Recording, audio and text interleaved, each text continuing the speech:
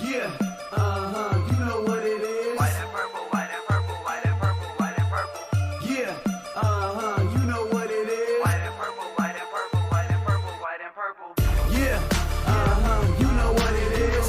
Collegeville High School, a champions. Yeah, screaming that's us. And when we on top, boy, quit fussing. All around my town, everything is white and purple, white and purple, white and purple, white and purple.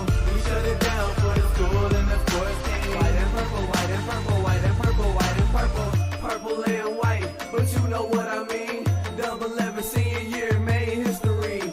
Football, we took it to the playoffs. Collegeville, white and purple, yeah, we are the K-House. I said the K-House, the school of champions. We laugh a lot, we rap a lot. I'm at I be an Indian again. I'm telling them that Collegeville is where it's at. So when we on the field of court, they better be aware of that.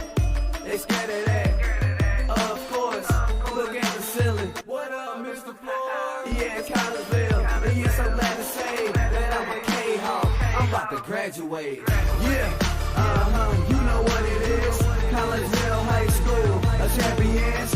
Yeah, screaming that's us. And when we on top, boy, quit fussing. All around my town, everything is white and purple, white and purple, white and purple, white and purple. We shut it down for the school and the sports team. White and purple, white and purple, white and purple, white and purple.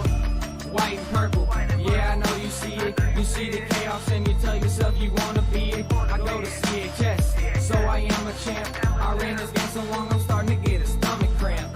Class of 1, 2, but we're number 1. Shout out to all my juniors, yeah, you know we get it done. White and purple, you already know. It's little easy peasy and that boy lay low. Yeah, you know what it is. Collegeville High School, a champions. Yeah, screaming that's us. And when we on top, boy, quit fussing. All around my town, everything is white and purple, white and purple, white and purple, white and purple. We shut it down for the school and the sports team. White and purple, white and purple, white and purple, white and purple. I'm about my white and purple, Scarface and DJ Screw. We on the peak of the mountain, best at what we do. Yeah, we the champs, homie, but we ain't selling shoes. These boys bleeding purple, call us the chiefin' crew. They don't gotta do it big, cause I don't play with sports. I play my cards right. Now a good report. When Dub 12 comes, it's time to roll off. I'm in the back cause everybody rolling with me. K-Hawks. Yeah, you know what it is. Look, all the freshmen, all the fresh sophomores, High school, champions. yeah, they know what it is. All around my town, everything is White and purple, white and purple, white and purple, white and purple. we shut it down for the school and the sports team. White and purple, white and purple, white and purple, white and purple. Yeah, you know what it is. Collegeville High School, a champions.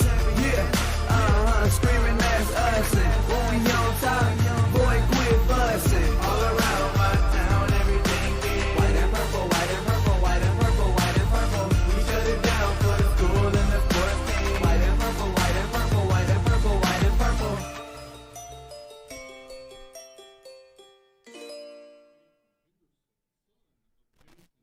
And a very good evening, everyone, and welcome to Triad High School here on the Kahok Sports Network, where we are live tonight for some high school football. I am Todd Duke. Chris Kettler is along for the ride, and again, welcome in to this live stream broadcast on the Kahok Sports Network, where the host Triad Knights are getting ready to take on your Collinsville Kahawks.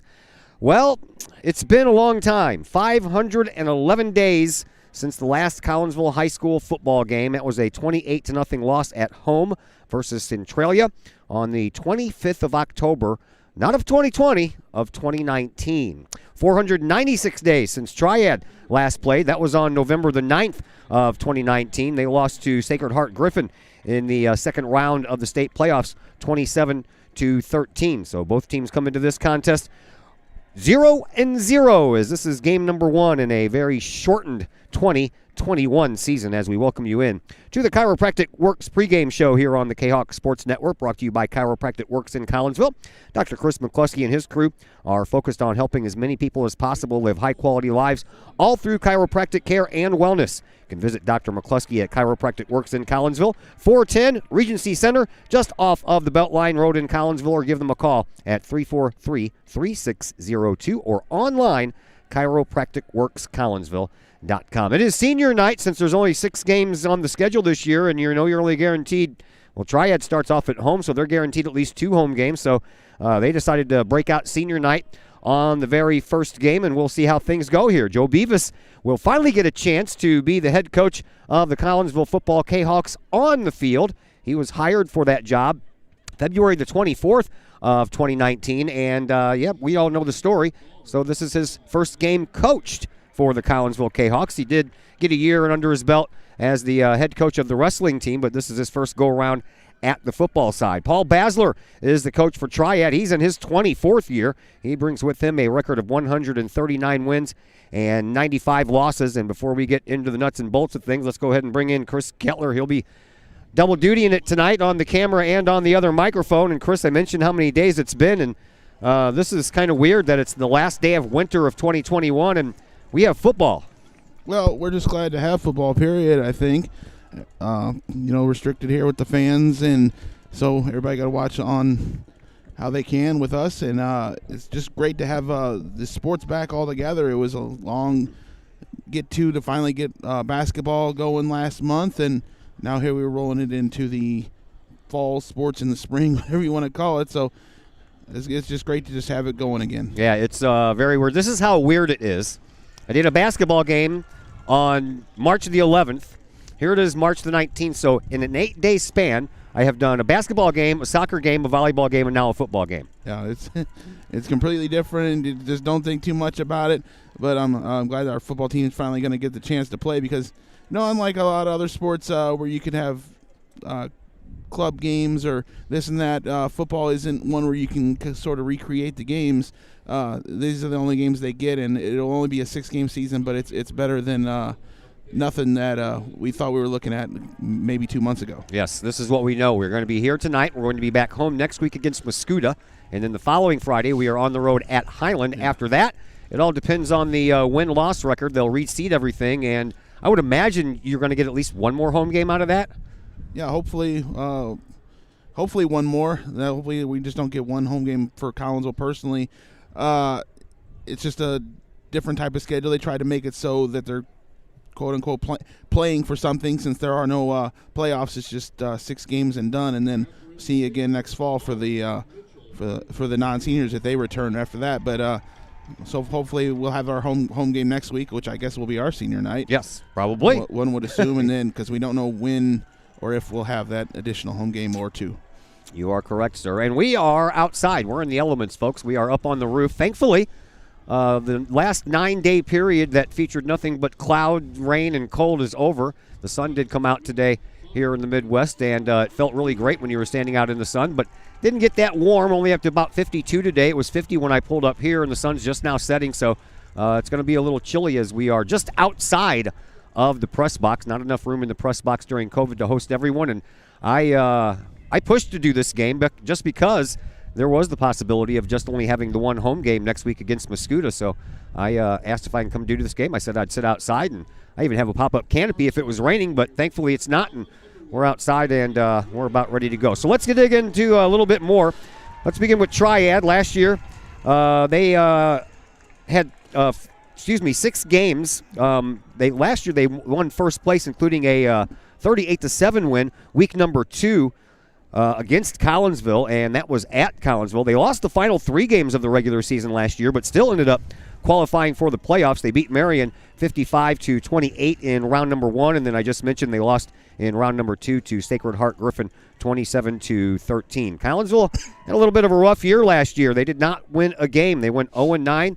The closest loss they had was that 3-point loss at Lincoln. Not only did we lose the game, we also lost our one of our star players from the basketball team in that game. That was a 31-28 loss. 3 shutouts last year against Collinsville. 2 other games were 7-point losses or less, and the most points scored by Collinsville last year in any game was 49 in that 54-49 loss to Granite City. Last year, Triad won between these two teams, as I mentioned, 38-7.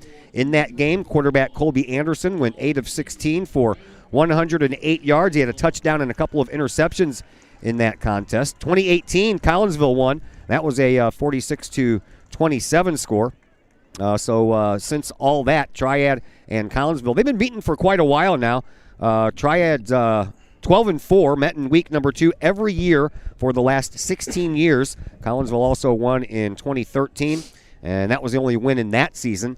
And the 2010 season, they also beat Triad. That was the playoff year. And then again, back in 2007, Collinsville beat Triad. So we'll see what kind of happens here tonight. What are you expecting there, Chris Keller? I mean, these guys have been off for so long. They've been chomping at the bit. They have been told to start their program, and then they've been told to stop their program. Then they were told to start again. So what are you looking at here tonight? Well, what I saw in the freshman game last night, I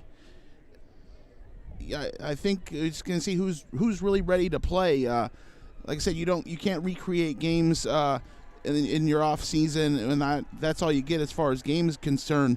So it's just who's going to be really ready to play, come out here and remember how to play football. Almost, it's a different scenario here. It's not your normal practices out in the heat. So it's going to be a whole different scenario out here, and we'll see who's really ready to play and not going to fall behind. This is the last day of winter and the first day of the football season, and don't you go anywhere. We should have a good one coming up for you. I know, isn't it? Let's take a break. We're going to take a break, and when we come back, we'll have starters for you. I have the starters for Collinsville on both sides of the ball. I guess we'll figure out who Triad has starting once we get introductions here on the field, but we'll fill in the blanks for Collinsville right after a break here on the Kahok Sports Network. As the Director of Sports Medicine at Next Level Performance Institute, I oversee the care of all of our athletes, many high school, collegiate, and professional. Our goal is to help athletes stay on the field and maximize their performance. We have state-of-the-art diagnostic equipment where we can actually perform testing to get to the root cause of problems that could be getting in the way of athletic performance. When it comes to taking care of athletes, we take a full-body approach, whether it's musculoskeletal ailments, nutritional issues, organic issues such as headaches, sinuses, digestive issues. We have advanced training to where we can remedy health issues and return that athlete to play as quickly as possible. If you or your athlete are dealing with any kind of nagging sports injury and would like to see if we can possibly help, feel free to give us a call or come by the office anytime.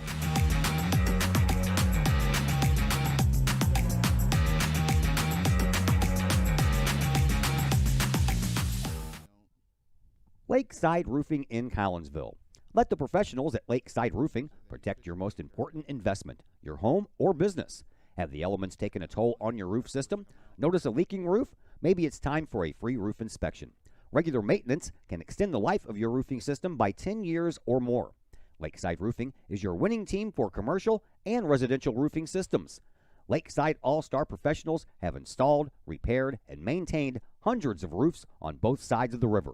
Call Lakeside Roofing today at 618-344-2800 in Collinsville or 314-241-5253 or online at lakesideroofing.com. Choose experience, choose Lakeside. Hi, Purple and White fans. This is Dan Mode, class of 1989. I'm with New American Funding. Myself and New American Funding are proud sponsors of Kahok Athletics. As we have great coaches at CHS on all the courts, fields, and tracks, we like to coach you through the home buying process and refinance process. If there's ever anything we can do, I can be reached at 618-973-5343 or www.danmodeloans.com. Let's support our student athletes at CHS. They deserve the best. Thank you for your time, and go Kahawks.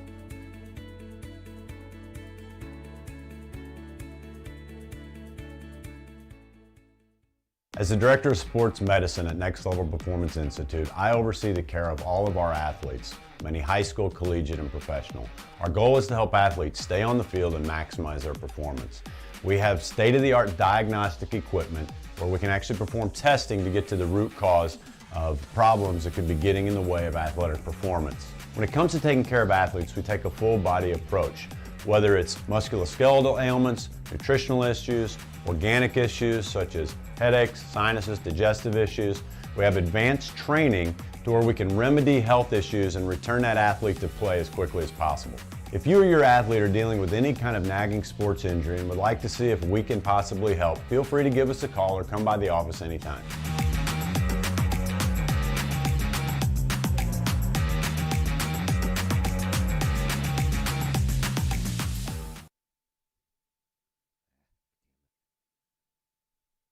And once again, welcome back into the the Chiropractic Works pregame show here on the Kahok Sports Network. We're just about ready to get this game started between Collinsville and Triad. And here, as we know, are the starters for Collinsville. On their offensive line, you'll see number 60, left tackle Terrence Smith. He's a senior.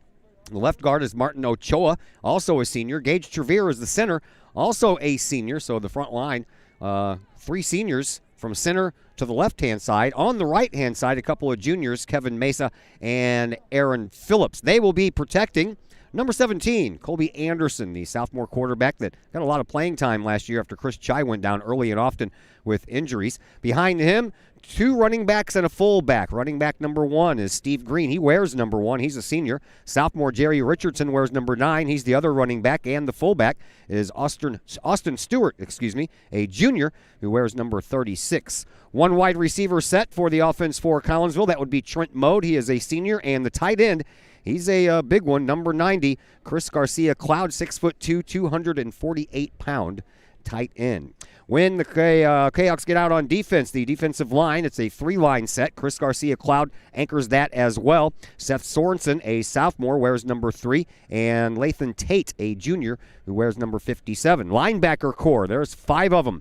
Austin Stewart, the junior. Damian Swaggart, another junior. Nick Becker, also a junior. Chase Counton, a senior, and Jacob Gregory, a sophomore. Your defensive backs, Jerry Richardson, a sophomore, and then 2 seniors in the backfield, Kyle Kershaw and Stevie Green. There's a look at your starters for Collinsville. As I said, we'll figure things out for Triad when we get out here. We're not allowed to go on the field for pregame visits, so no pregame interviews, and that's usually when I talk to both coaches and get starters from both of them. But Coach Beavis was kind enough to text me his starters at about 2:30 this afternoon, so I got the starters for Collinsville, and we bring Chris Kettler back in. What are you expecting out of Colby Anderson here? He got a little bit of work last year, got forced into starting last year as a freshman, so what do you expect out of him as a sophomore? Yeah, so that's good that he got that action last year, and then, like we said, with the delayed season this year, so he's bigger and older than a normal sophomore would be in a typical season, so he's got that experience, and should work out here for him today. Colby Anderson, a sophomore, as we mentioned, 5'10", 184-pound quarterback. So he's got some size, and a little bit more size than Chris Chai that the Kahawks leaned on for the last 3 years. So a little bit more height and probably a little bit of a longer stride if he ever decides to take off running. Yeah, if he can get downfield there, stretch the field, maybe bust to the outside if the options aren't there as far as getting the passes down the field. I am also expecting lots of runs in this contest. Right. We know that Triad is a run-it-down-your-throat kind of a team, but I'm also expecting that that's the game plan that Coach Beavis has going into his first game is run first, pass last. Yeah, that's probably what both teams are thinking here to set the pace here for this game. You can see it might be what he's expecting as far as defense having the 5 linebackers. Triad's gonna run, and then might pass twice throughout the whole game. When these two teams last met, the second game of the 2019 season, that was that loss to Triad. KX got their only score of the game in the first quarter. Triad got 21 in the first and 17 in the second half. Knights gained 303 yards on the ground in that game on 44 carries. That's 6.9 yards per carry, man. You get 6.9 yards every time you run the ball. It's almost a first down every time you run.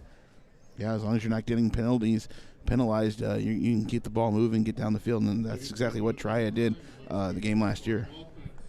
The Knights only tried to pass the ball 9 times. They completed 5 of those for 60 yards, and one of those was a touchdown. Kahawks only gained 60 yards on the ground in that game with 19 carries, so right. They averaged 3.2 yards per game. Colby Anderson in his first start, as I mentioned earlier, 8 of 16 for 108 yards, 1 touchdown, and 2 interceptions. And the Kahawks also lost a fumble in that game as well, and that's another key thing there. I mean, we talk about it all the time in football.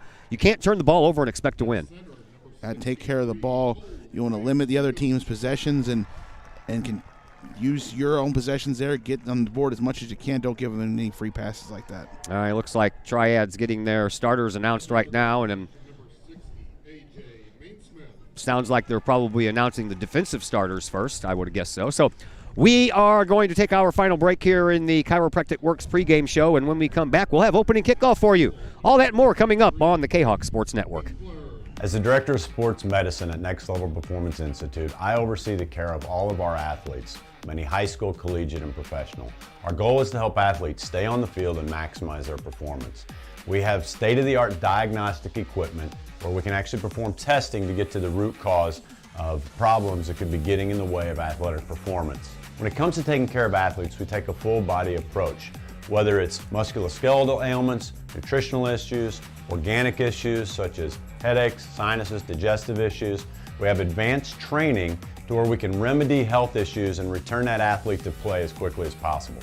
If you or your athlete are dealing with any kind of nagging sports injury and would like to see if we can possibly help, feel free to give us a call or come by the office anytime.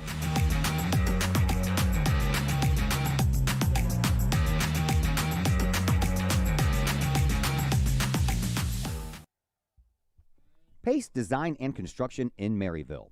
Whether building a new home, making an addition to the home you currently own, or finally getting around to that remodeling job you've been putting off, Pace Design and Construction in Maryville can help. Pace Design and Construction is a building and remodeling contractor you can trust. They provide the highest quality, they are dedicated to their customers, and are committed to completing your project on time and within budget.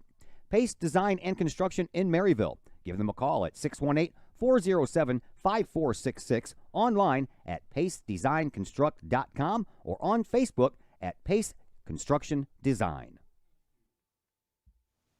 Everyone has those projects around the house that you just don't want to do. AW Outdoor Solutions can take care of that for you. Former Collinsville High School graduate Adam Welly owns AW Outdoor Solutions, and he and his crew can handle all of the dirty work around your home or business. Whether that's tree trimming and maintenance, brush removal, power washing, gutter cleaning, and leaf raking and removal, AW Outdoor Solutions can handle that and much more. AW Outdoor Solutions is fully insured and offers free estimates on all of their work. AW Outdoor Solutions. Call Adam Welly at 314-252-8010 or on Facebook at AW Outdoor Solutions. Just because you can cut your own hair doesn't mean you should. The Shop, a great place in Collinsville for men and boys haircuts, is where you should take your hair. The Shop is owned and operated by Collinsville High School graduates Danny Kress and Jody Neiman, and is located at 103 South Seminary Street in Uptown Collinsville. The Shop isn't just another place to get a haircut, as Danny and Jody take great joy in getting to know their clients and look forward to turning those clients into friends. When you sit in a stylish chair at the Shop, Jody and Danny pride themselves on getting to know you well enough to say, "The usual?" So, men and boys, if you're tired of the same old cookie-cutter approach to haircuts, check out Danny and Jody at the Shop. You may just walk out with not only a fantastic cut, but you may also walk out with a friend. Or two.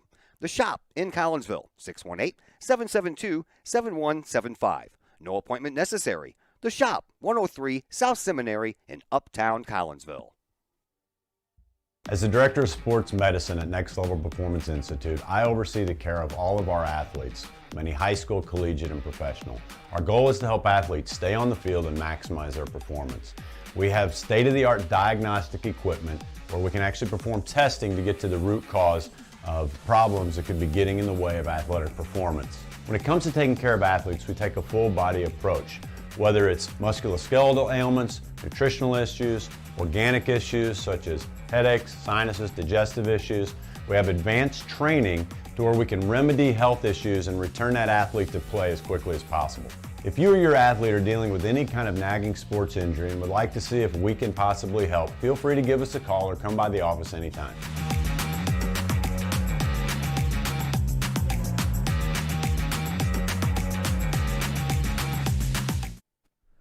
And once again, welcome back to Triad High School. Todd Duke, Chris Kettler back with you as we are just about ready to go here with this contest between Collinsville and Triad. They did announce the offensive starters, but by the time I got off to the commercial break, they'd already blown through most of them. But we'll figure it out as we go along. And we do know that Drew Straub is the starting quarterback, and last year Mr. Straub was the backup to Logan Wongler. Wongler went 27 of 75 for 316 yards, 5 touchdowns, and 3 interceptions. Drew Straub, he went 1 for 1 for 25 yards. That was all he got. One throw, and it completed, and it was for 25 yards. So mostly, as we already mentioned, Triad does not throw it much. I mentioned earlier today to someone at school that Triad threw the ball 9 times against Collinsville in that game back in 2019, and he went, really, 9 times? That's that's kind of much for them. There's been games when they've only thrown it 3-4 times. Yeah, well, they maybe because they had a lead, open it up, try some things. Yeah, it was a high number for Triad with 9 pass attempts. In the backfield, deep for Collinsville, you have Jerry Richardson. He's on the near side here, and trying to figure out who the other one is. Can't tell if I can see a 4 on one side, but I can't see it on the other. So Collinsville is going to get the ball first. Let's see. 24 or 74. They don't have a 24 is Jaden Neighbors. It might be Jaden Neighbors. He has run the ball back before for Collinsville. Not in the starting lineup for the Kahawks. So Triad will get the ball first. We'll get a steady diet of some running here, and Collinsville will get the ball first.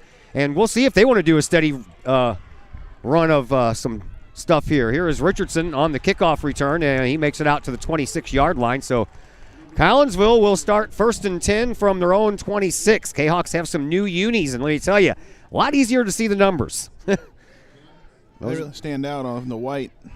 They'll look all right on the purple, too. I've already seen some pictures of them, and it's a lot better than that stuff they had the last couple years where it starts off purple on the top and fades down to white. Always a little bit tough to see. All right, Colby Anderson, he's ready to go. One runner behind him.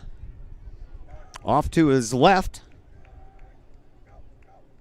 And the runner gets the ball. And once again, that is going to be Richardson. And Richardson tries around the right-hand side, gets back up to the line of scrimmage, pushes across for about 1. So 2nd down and about 9 to go here for Collinsville on the opening possession. Tried just about jumped their hard count there slightly a bit, and they're ready to jump across.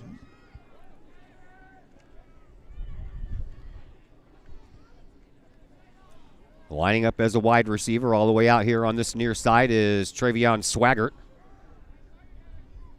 One lone setback to the left of Colby Anderson again, and here is a handoff, and it goes to Green, and Green circles around, takes it up the left side, and picks up about 8 on the play, so that's going to get Collinsville a 3rd down and 1 situation here. Maybe 2, depending on where the spot is. Looks like Triad got themselves a new digital down marker, don't they? Oh, fancy there. Yeah. We don't have one of those, at least not that I saw yet. But Green got behind Garcia Cloud there and then cut it back inside and got another 2 or 3 yards. Swaggart lines up once again over here as the wide receiver. This time to the left, it is Seth Sorensen, I believe. To the left of, no, excuse me, that's still, this time Colby Anderson's going to keep it. And did he fumble? Or no? I saw everybody pointing for a 1st down. That's what it was. I got to get my football groove back on. It's kind of weird doing a football game in March. Usually I'm watching the NFL, preseason games in the beginning of August, and I've already kind of gotten used to football, but, man, I haven't watched a football game since the Super Bowl in February, and I've been doing basketball, soccer, and volleyball, and I got to get my football groove back on here. Collinsville picks up a 1st down, so nice to see a 1st down on the very first drive of the game, and the Kahawks continue to try to push those chains. Once again, it is Colby Anderson and Jerry Richardson. Richardson to his left. And the low snap, and Colby's going to have to try to his left-hand side, finds a little bit of room, and then really takes a hit by the defender for Triad. Gino Regar, a senior, 5'9", 175 pounds, and I'm sure Anderson felt all 175 of those pounds. Yeah, Gino's this meaty kid there, and he closed in there as Colby Anderson had to pick the ball up off the ground and make the most of that. Ended up losing a yard. We have had some troubles with some snaps for Collinsville before. Loss of a yard on the play, so 2nd down and 11. Somebody moved, and then Richardson's going to try around the right side. He's going to get taken down from behind all the way back to the 30. That's going to be a loss of 6 on the play, and that's going to bring up a 3rd and long here for Collinsville. Trying to get Richardson to swing around the outside there, and O-line didn't hold their blocks there and ends up with a 5-yard loss. 9:50 left to play here in this opening quarter. No score early on. Collinsville with their first possession got a 1st down. That's when they're passing down now. Yeah, then have 3rd gone and long. backwards. They're going to have to pass, and this is the situations that you find yourself in sometimes when you would like to run the ball all the time, and then you're faced with a 3rd down and 16, and you really can't run the ball. Richardson again is the lone setback. He's to the left of Anderson. One wide receiver here on the near side. That's the side that Colby Anderson runs to. On the run, he throws, tries to hit Garcia, but that is almost picked off. The referee says incomplete. So it's going to bring up 4th down for Collinsville, and the Kahawks are going to have to punt. Last year, punting duties belonged to Colby Anderson. This year, it looks like it's going to be Chase Counton. I saw him run onto the field and give Anderson a high five on the way out, so we'll see exactly how they're going to do this. And yes, it is Chase Counton, number 20 in your program. He will stand back and collect the ball somewhere around his 22-yard line. 2 receivers downfield at their own 35 for Triad. And another low snap and a flag on the play as someone moved. If it's Collinsville, they'll get backed up 5 more yards. And it's going to be a false start against Collinsville. So yeah, Trent Mote on the near side must have jumped across.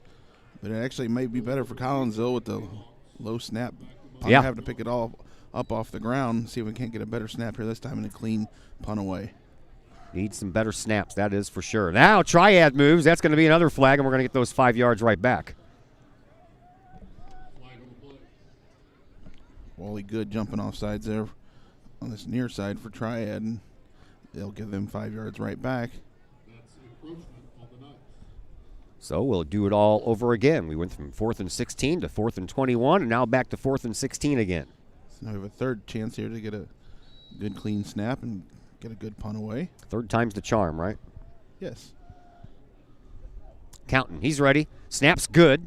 And Counton aims it over to the side of where his team is, and he shanked that one off the left side of his foot, right side of his foot, and that one went out of bounds at about the 45-yard line, but they're going to mark it back at the 40. So already into Kahok territory will be the Triad Knights, and that's a little bit of a dangerous start there for Collinsville. Couldn't complete on another series of downs and gave the ball back to Triad and shanked the punt, and they're going to actually mark that ball at the 43-yard line. Trying not to punt it all the way down to Triad's return men and clipping it there to the outside. Now Triad's offense comes out. Drew Straub is the quarterback, and the referee already says Play clock was down to 0, yeah. They came flying out there. So Straub shuts up in the shotgun, and he has one lone running back behind him, and I believe that is Sam Yeager. Yeager is the big returner that came back here for Triad, and looks like we're going to have an option play. Straub's going to keep it, and he's going to get buried in the backfield. He took way too long, and not taking long at all on the big tackle there was Nick Becker, and I tell you what, he's a junior this year. We called his name a lot as a sophomore last year, and that was a good play by young Mr. Becker. Well, Straub got indecisive there. Maybe should have taken it in or pitched it out to his guy right away, and then thought he had all kinds of time, and Nick Becker says, I'm going to step up here and make a big play here in the first game. As I mentioned, Logan Wongler was their quarterback last year for Triad. He was also their leading rusher, 151 carries for 861 yards and 8 touchdowns. The second leading rusher was Sam Yeager, 125 carries for 860 yards and 8 touchdowns. And Yeager gets the ball again, and he's going to get back to the line of scrimmage and keep those legs moving, and takes a couple of Kahawks with him. That's a gain of about 11 on the play, and it's going to take a 2nd and long into a 3rd and about 7 to go for a first down here. Maybe even less than that. 3rd and about 6. Kept snaking through there. He didn't have much room to work with there when he first got to the line. found a little hole, another little hole, carried some guys. Big gain. Devin Wilkins, the backup quarterback for Triad, trots onto the field. He lines up as a wide receiver all the way on the other side, on the Kahok sideline. And once again, it is Straub and Yeager in the backfield. Straub pitches out to Yeager. Yeager puts on the brakes, and that cost him. And a nice open field tackle there by Stevie Green, and it's 4th down for Triad. We'll see how they want to play this. They're already in Collinsville territory. They might elect not to punt. I think you'll. Well, no. Well, looks like they're going to try to punt now. They'll bring the punt team out. Good job by Stevie Green to get that tackle there and knock Triad back for a loss, and they'll punt. Triad setting up in punt formation. No one back to run it back for Collinsville. Now Green will trot back a little bit.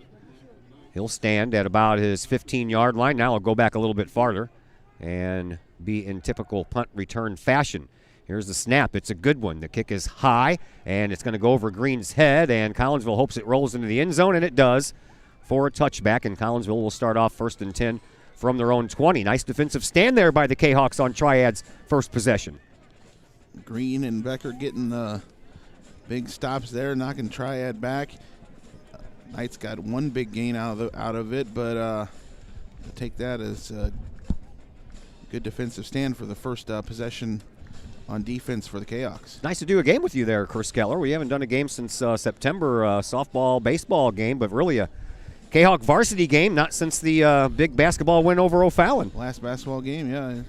My duties at the home games here. The first road game, you had a couple road games, but I still had the home game duty, so nice to finally see a game on the road, my first road game, period. Yeah. Here's the snap to Anderson. Anderson's going to keep it. He's going to come up on the left guard spot, and he'll get some positive yardage out of that, about 3 on the play. So all in all, positive yardage is positive yardage. Yeah, he wants to get behind Mesa there, and Terrence Smith try to gain a couple yards, see if the O-line can't bust him something. Take a look at a 2-yard gain here on this first carry. So Colby Anderson has Richardson again lined up to his left over here on this near side sideline. That is Trent Mode lined up as a wide receiver. The handoff goes to Richardson. He tries the right side, and he gets past the right tackle, puts on a spin move, and then gets stacked up after a gain of about 4 on the play. So Collinsville's looking at a pretty decent 3rd and 3 coming up. Swung that to the right side there, and got about 4, and saw the hole was going to close up, spun back into the inside, and picked up another 2 yards, so it'll be 3rd and 3. Manageable situation here. Lots of options here on your playbook on this down. 5:45 left to go here in this opening quarter. No score between Collinsville and Triad. Lining up as a wide receiver all the way over there on that far side is Jackson Lee.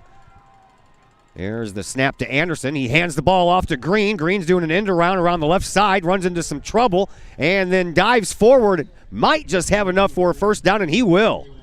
By about a half a yard, he picked up the first down, did Green. Saw that play run to the right side the first time. Kahawks switched it around, lined up the receiver on the far side there, and got the first down. Clock continues to run. 5:15 left to play here in this opening quarter. 1st and 10 for Collinsville on their own 31-yard line. A break huddle.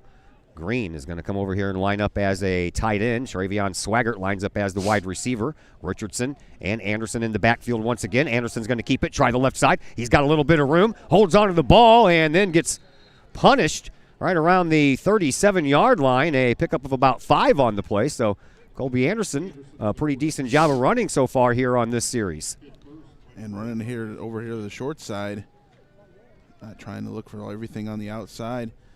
Not trying to get predictable and try and stay honest here on this short side. Yeah, you had Stevie Green helping him out over there on that side as one of the lead blockers, and then you get behind some of the big guys like Terrence Smith over here as the left tackle. Anderson in shotgun again. Snap. Handoff goes to Richardson. Richardson zigzags and then runs into some resistance and is lucky to get back up to the line of scrimmage. Loose ball. And who has it? Popped away. Kahok will come back up with it. Looks like Collinsville came back up with it. And it looks like that was Austin Stewart who came away with that fumble. So good news there for Collinsville. It's 3rd down and 4. Ball at the 36-yard line, so Collinsville just picked up a 3rd and 3 a moment ago. Let's see if they can add an extra yard onto it and pick up a 3rd and 4.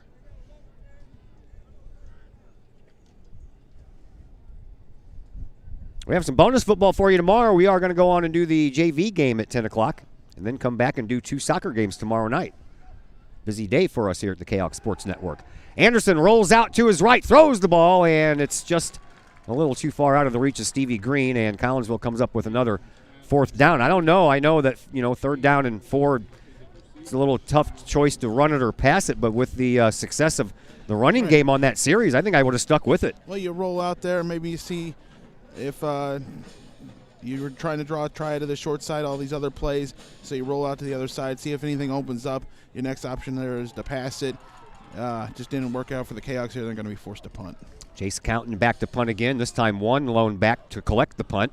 Here's the snap, and Counton gets off a much better punt this time. This one's going to take a nice Kahok roll, and it's going to keep on rolling all the way down to about the 22-yard line. So Triad, who had a hard time running it against Collinsville their last series, will have just a little bit farther to go this go-round, as they'll have the ball 1st and 10 from their own 22-yard line. 3:20 left to play here in this first quarter. Moving right along here in this first quarter. We are. Nice on this cold night.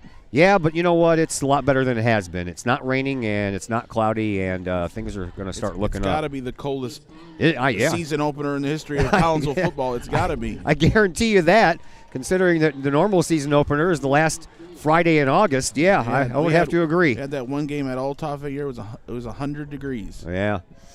All right, here is Straub and company once again. Yeager is the lone setback.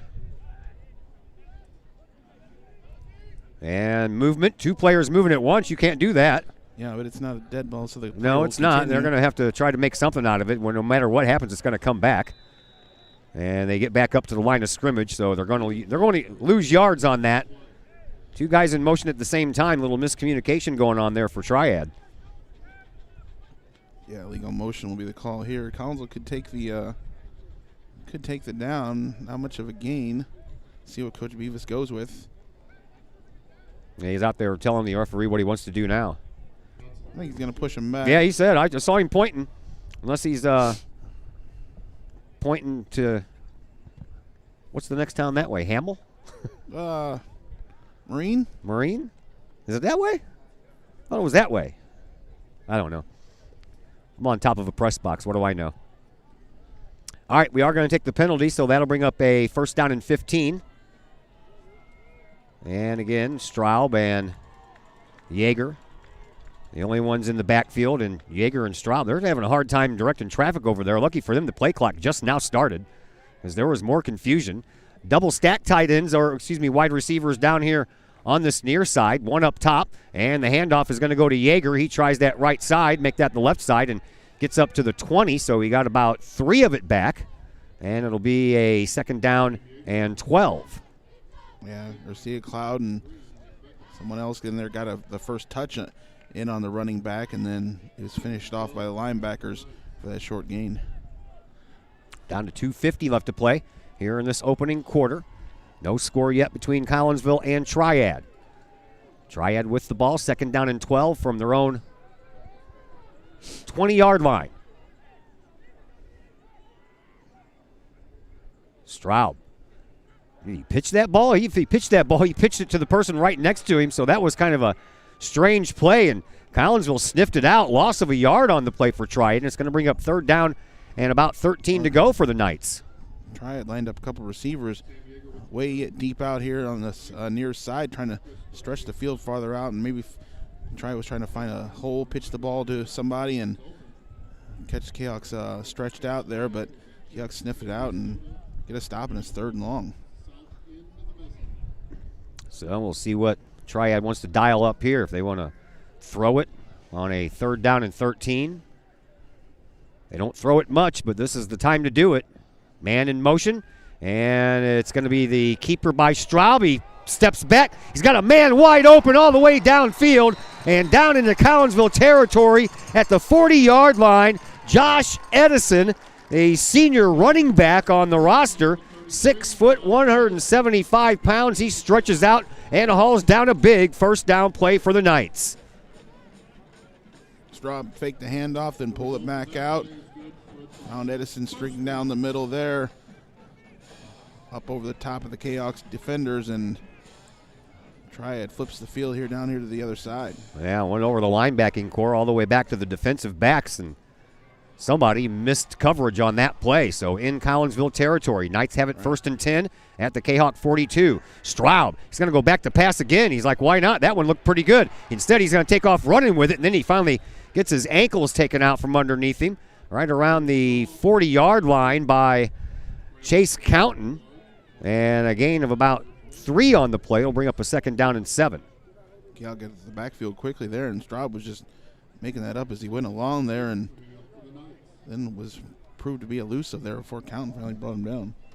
1 minute to go here in this first quarter. Let's see if Triad wants to get off just one last play or stretch it into 2. I guess it depends on what happens. Again, Yeager in the backfield, lined up right behind their quarterback, Straub. One wide receiver on each side. Tight end goes into motion, and the handoff goes to Yeager, and Yeager gets up to the line of scrimmage, and that's about it. Maybe a yard. They're going to push him about a half a yard farther than that, so we'll call it a 3rd down and 7.5. How about that? We're down to the final 25 seconds. Play clock hasn't started yet, so Triad doesn't have to get the play off. Now the play clock starts, and there's about a 7-second difference, so Triad might want to just let the time run out, and that's exactly what they're going to do as they start heading toward the sideline. Maybe take maybe this to the quarter. I don't know. Yeah, now they do. Yeah, to make up their minds a little bit. All right, so at the end of 1 quarter of play, no score between Collinsville and Triad. We're back in just a moment on the Kahawk Sports Network.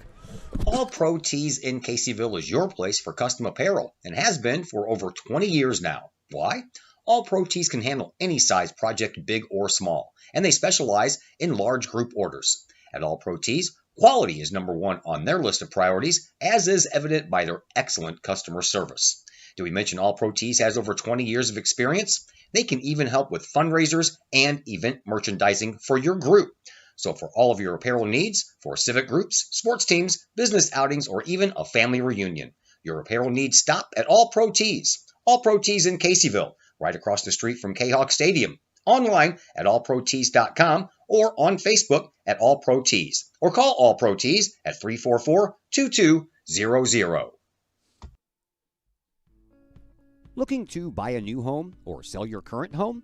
Trust the Blaylock Group of eXp Realty with all of your real estate needs. The real estate market is hot right now, and you can trust the years of experience the Blaylock Group brings to the table. The Blaylock Group can help you find your dream home, or they can help you get top dollar for your current home. Give Peyton or Emily Blaylock a call today at the Blaylock Group of eXp Realty, 618-780-4622. That's 618-780-4622. The Blaylock Group of eXp Realty.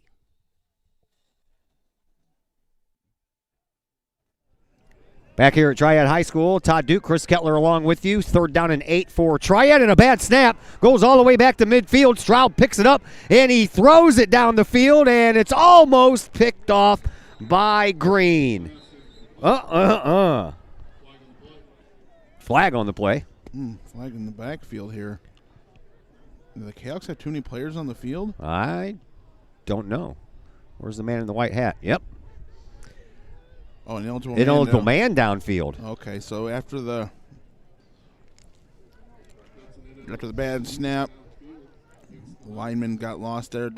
Wasn't expecting the quarterback Straub to get a pass off. They got 5 yards down the field trying to make something out of it, and he ended up throwing it. So Kahawks will decline this penalty, I imagine.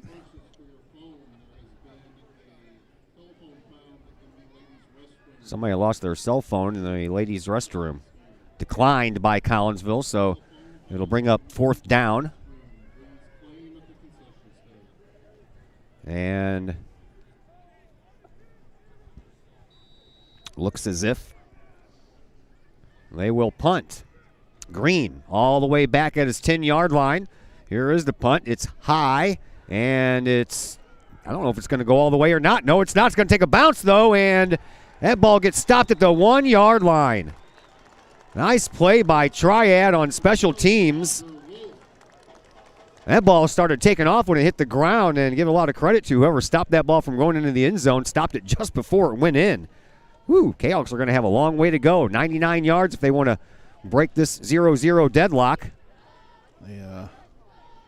They got it down there to the 10. It didn't roll straight in the end zone, and then it took a crazy bounce, kept going, and now the Kahawks definitely are backed up. You don't want to get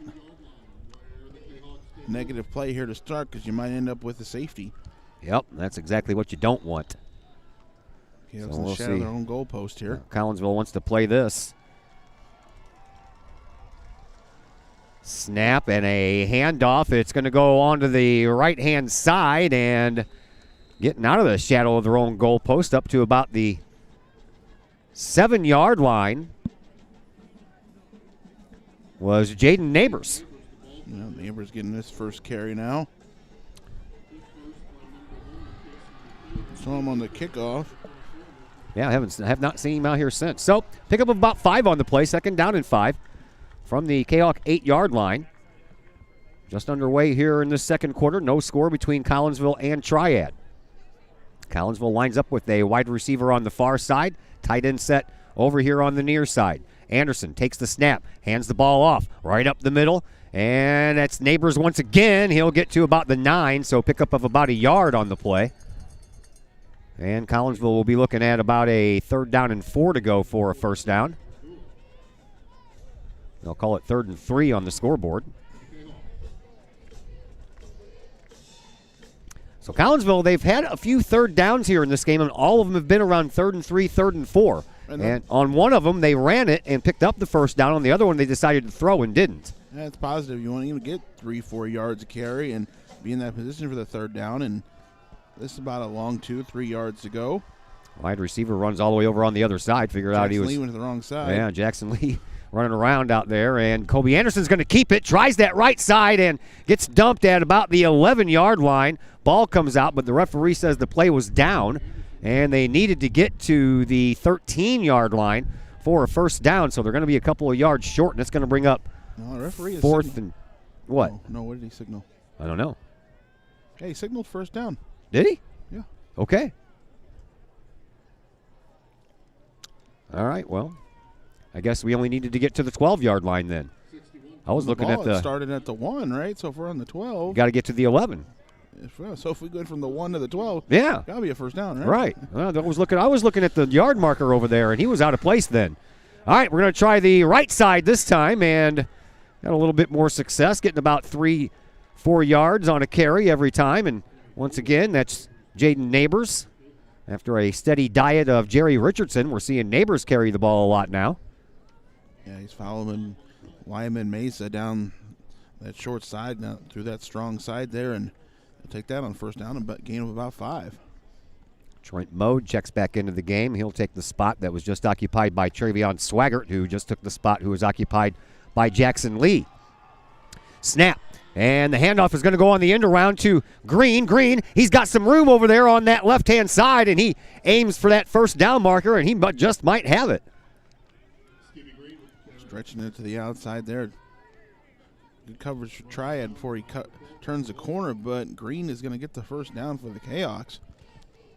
Nice piece of running there by Green. Nice piece of blocking there by that line. Well, there's been plenty of times where I have said, boy, it must be a drag to be a wide receiver on the Triad Knights football team because they hardly get any work. And now we're kind of seeing that here for Collinsville, too. So I hope that Swaggart and Jackson Lee and all the other folks, Trent Mode, can kind of hang in there. Here is Anderson in the shotgun once again, and the snap goes right into the arms of Jaden Neighbors, who cuts it right on the right-hand side, and he'll pick up another Kahawk first down. And that's all helped out with that receiver that was on this near side, setting his blocks, and helps Neighbors get a few more yards. And nothing wrong with running behind big number 79 either, man. Kevin Mesa, 6'3", 355 pounds. You get behind him, you can probably shut a couple of tacklers over there. He's been doing a good job so far. I've been watching him. Jackson Lee lines up as a wide receiver over here on the near side. Green lines up as a tight end. One lone setback. Anderson takes the snap and hands it off, and it's going to go right up the middle to about the 40-yard line it goes, a gain of about 1.5. And Jaden Neighbors getting a steady diet of some running here. That's just a straight run up the middle there. Set yourself up with a positive play on first down. Just under 8 minutes to go here in this second quarter. No score between Collinsville and Triad. Opening day of the football season on the last day of winter. Never thought that phrase would leave my lips. But, you know, we've been dealing with a lot of stuff since March of 2020, so it's just one of those things. There is a timeout called on the field, so we will step aside and take a timeout as well, and we're back in just a moment here on the Kahok Sports Network. Plumbing or electrical problems? Is your AC or heater on the fritz? There are dozens of companies out there, but do you really know who you're letting in your home? Trust Tiger. Our technicians are clean-cut, drug-free, and background-checked. What other company can make this bold statement? Our 24-hour emergency service will ensure your plumbing, heating, AC, and electric are up and running no matter what time of day it is. Schedule your appointment today. Tiger Plumbing, Heating, Air Conditioning, and Electrical Services. We earn our stripes every day. Are the lights on your dashboard putting on a show? Bring it to Mike's Automotive in Collinsville. Mike's Automotive is also a T3 certified tire center. They can handle all of the basics like oil changes and tune-ups and the not-so-basics like complete engine rebuilds. Mike's Automotive also has 24-hour towing and has 3 locations, Millstadt, St. Louis, and in Collinsville. The Collinsville location is at 1150 St. Louis Road, just blocks from the high school. Or call 345-0611, online at mikesautomotive.net and Mike's Automotive on Facebook.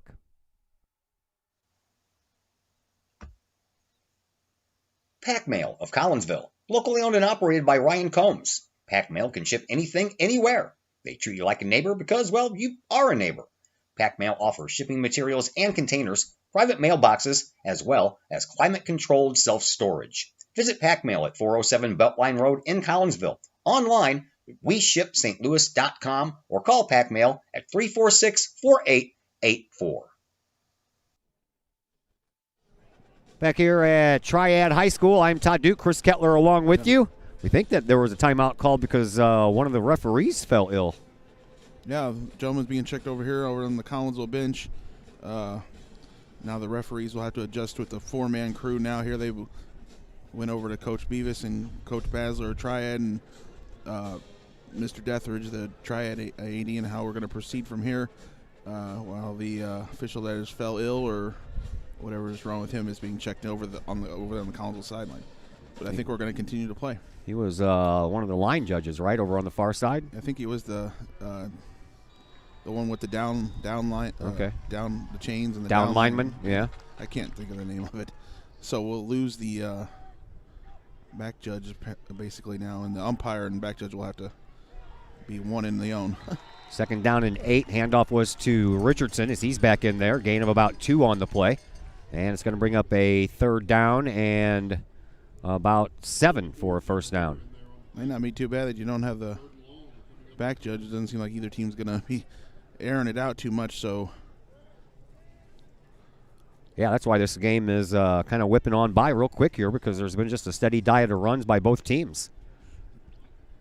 So Collinsville now faced with a third down and 7 as the ball sits on their own 41-yard line. This is probably the longest third down yardage situation they've faced here tonight, except for that 4th and 16. That was a timing play. That's offsides because the guy, that was, man, oh man, I tell you what. That was a burst of speed there by Colin Keegan, the senior lineman, because he tried to time that for the snap so he could come in for a quarterback sack, and he just missed it because that is it's a missed timing pattern right there, man. He just missed that. Thought maybe we might have saw something in the Kahok snap that he could get through on that, and well, now they waved the flag. They waved the flag off, and they charge a timeout to Collinsville. Yeah. Well, we just came back from a timeout, so we'll just keep it right here for a moment. That was kind of a strange ordeal. I guess Collinsville called the timeout as the young man was running up the line of scrimmage. Yeah. All you got to have is the Coach Beavis maybe called the timeout there on the sideline, and the referee on that side granted the timeout before the penalty came into effect here, so Collins will rethink this third down play. Yeah, because the referee's flag went up about the same time that the whistle was being blown for the timeout, so we thought that there was a penalty, and turns out that there's not. So it remains 3rd down and 7 here for Collinsville. Ball stays on their 41-yard line. Trevion Swaggart lines up over here on the near side as a wide receiver. Colby Anderson in shotgun once again. Here's a snap. Anderson runs around to the left-hand side, has a couple of blockers in front of him, but he's going to be a couple of yards short of picking up that first down. It'll be about 4th and 3 as Collinsville approaches midfield. So the Kahawks will go with punting here. This 4th down play. Chase Counton comes in. No one back deep yet for Triad. Triad not buying that they're going to punt. Is that what they think? Or they're just going to let the ball go. Snap. Counton. Whoa, got it blocked. Partially blocked. That ball bounces at midfield. And that's a net punt of about 10 yards. Maybe. Well, Chase Counton has run into a couple of problems here on the punting side of things, and it's given the Knights great field position. This is the second time that they're going to start in really fantastic field position. First time, though, they couldn't get it done. Collinsville stood up, and now the Knights are going to have the ball about 4 yards away from Kahok territory. Why they didn't send anybody back to go and receive it. They would send an extra man in to try and block it. They saw something in the previous Kahok punts they could try to get in on, and still gained a few yards on the punt, but not much. So Drew Straub again back in as quarterback for Triad. This time he's under center, takes the snap, turns around, and hands the ball off. Has a little bit of success here on this left-hand side. And with a burst of speed, Josh Edison, a 6 foot, 175-pound senior running back, picks up a first down for Triad, and now they are into Kahok territory. Change up the look, bring Straub in under center. Kahok's not sure where they were going to go with that, and results in the first down. First down and 10 from Collinsville's 43. We are scoreless, and we have just under 6 minutes to go here in this second quarter. Straub under center once again. Say, why not? Worked the first time. Man in motion, and the man in motion gets the pitch. Collinsville sniffs it out almost instantly. A couple of yards gained there by Gino Rigger. Rigger, the ball carrier. And he actually lost a yard. That's what happens when you do those sweeping end around. You end up running about 7 or 8 yards before you turn the ball upfield to get to the line of scrimmage, and sometimes you get caught and you lose a yard. You got to get way to the outside before you can turn the corner and start making them positive yardage, and the Kahok's linebacker stepped up and sniffed that one out. Straub under center once again. One lone setback. And again, Regar goes into motion. This time Straub keeps it and then cuts it up right around the right tackle area, right guard area, and he picks up about 3 on the play, and it's going to bring up a 3rd down and 7. Ball sitting on Kahok's 40-yard line. More traditional look there from Triad. Quarterback takes it, makes a handoff to the fullback, and then works his own way upfield and gets the gain of a few yards. Looks like Julio Sigliana comes in with the next play. Coach said just do the same thing. That's probably what he said, right? Under center, Straub, this time on the far hash mark. And he loses the ball, fumble. Triad jumps on it, but that's going to cost him because that's going to bring up 4th down, and they're going to lose a yard. Maybe they're going to lose 2 yards, and it's going to bring up a 4th down and 9 for the Knights. Straub was just switching hands on the ball to get ready to hand it off and just dropped it. One of them things that happens here, and now Triad will be forced to punt for the 3rd time? I believe you are correct. Stevie Green back deep, stands on his own 6-yard line. Last time they buried the Kahawks back at the 1. They did.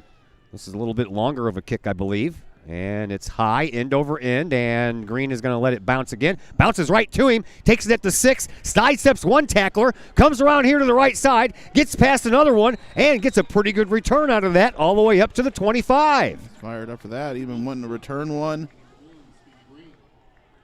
And one Triad player comes up limp, got to be helped off the field. Yeah, he does, holding that right leg, and it looked like the coaching staff came rushing on the field from the Collinsville side, wanted a flag on the play.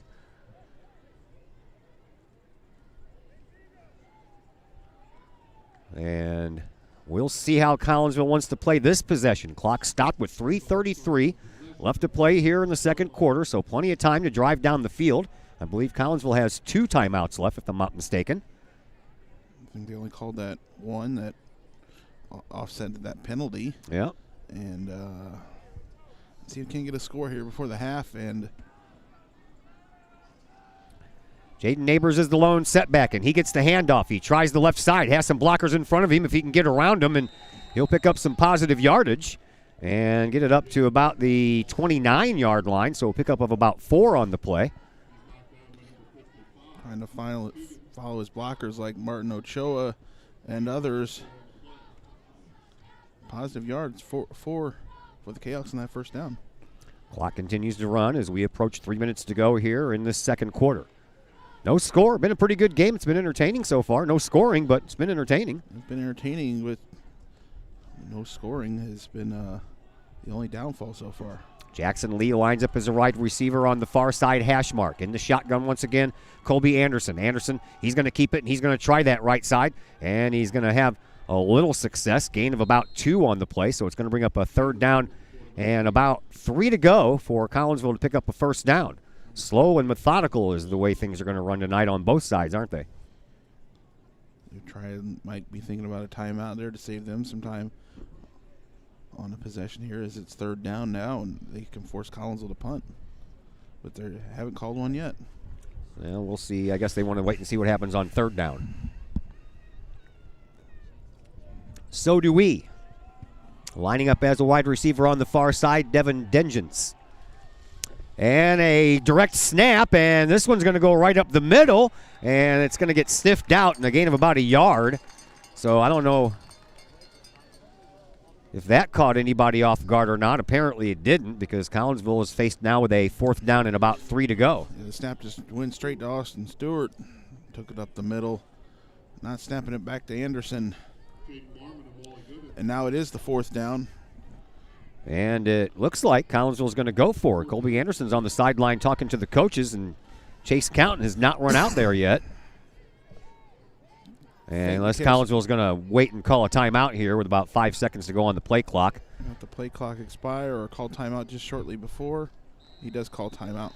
So a timeout on the field, so we'll step aside for just a moment as well. We're back with more. Don't you go anywhere on the Kahok Sports Network.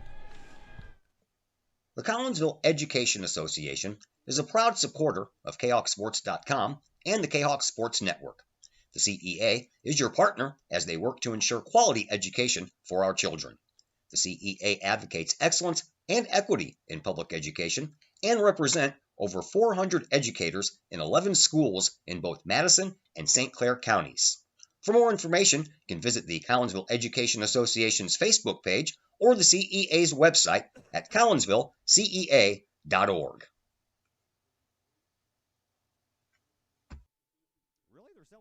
Collinsville High School alumni Stacy Lauenstein, CHS class of 91, Lisa Bassetto, Sarah Sulke, and Tracy Limp, CHS class of 94, Tony Geisen, CHS class of 96, and Kevin Robinson, CHS class of 99, want to wish all of our Kahawks a great year. We look forward to cheering you on and supporting you. Work hard on the court and the field, as well as in the classroom. Remember, once a Kahawk, always a Kahawk. Hashtag Kahawk Family. Back at Triad High School, Todd Duke, Chris Kettler along with you. We have 1:21 left to play here in this first half. No score between Collinsville and Triad. Collinsville has the ball fourth down and 3 from their own 37-yard line, and Chase Counton does indeed come in to punt. And the punts have been adventures so far for the Kahawks. Yes, they have. One good one, 2 shanked ones, or one blocked. Get this one clean. One good one, one shanked one, and one blocked one. So we need to add another good one in there. And I guess we were trying to get Triad to jump, and then Kahok took another timeout. So Collinsville will take their third and final timeout here in this first half. We'll go ahead and keep it here for this one. We will let you know that we're on the air tomorrow. We're doing the JV football game from Kahok Stadium against Triad. That's a 10 o'clock start. Yeah. No pregame, no postgame. Huh? Yeah, JV game tomorrow. The freshmen won last night. Yes, they did. 34-22. So full weekend of football here in March. Here in March. Yeah, still can't quite shake my head and get my head around that, man. But soccer tomorrow night. Yeah, I got 2 soccer games tomorrow night, too, 5 o'clock and 6:30 as Jabot comes to town to take on your Collinsville Kahawks. They had a thrilling win the other night at Belleville East. That's the third game that they have had that goes into double overtime. At least this time, Collinsville won it in the overtimes and didn't have to go to penalty kicks. So Kahawks will now look to punt. Snap, kick, spin. It's not bad. Bounces at the 40 and rolls out of bounds at about the 32-yard line. So all in all, not bad there by Chase Countin. There's still 1:15 left. There's a flag on the field, too. I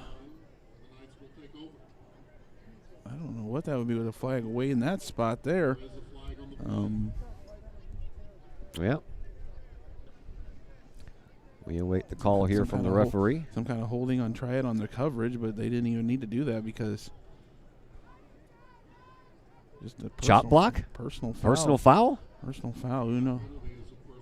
Yeah, they didn't indicate chop block, but I don't know what was called, but it was a personal foul. It's against Triad, so that's going to pin them back even farther. And they might have been able to, well, you can't say they can't make anything out of this, but it's going to be a little tougher now. Instead of at the 32-yard line, it's going to go all the way back to the 17. It might be a bit conservative here. They get the ball to start the second half. They don't want any kind of mistake deep here in your own shadow of your own goalpost. So I'm sure they will run it each and every time. Collinsville has called all their timeouts now. So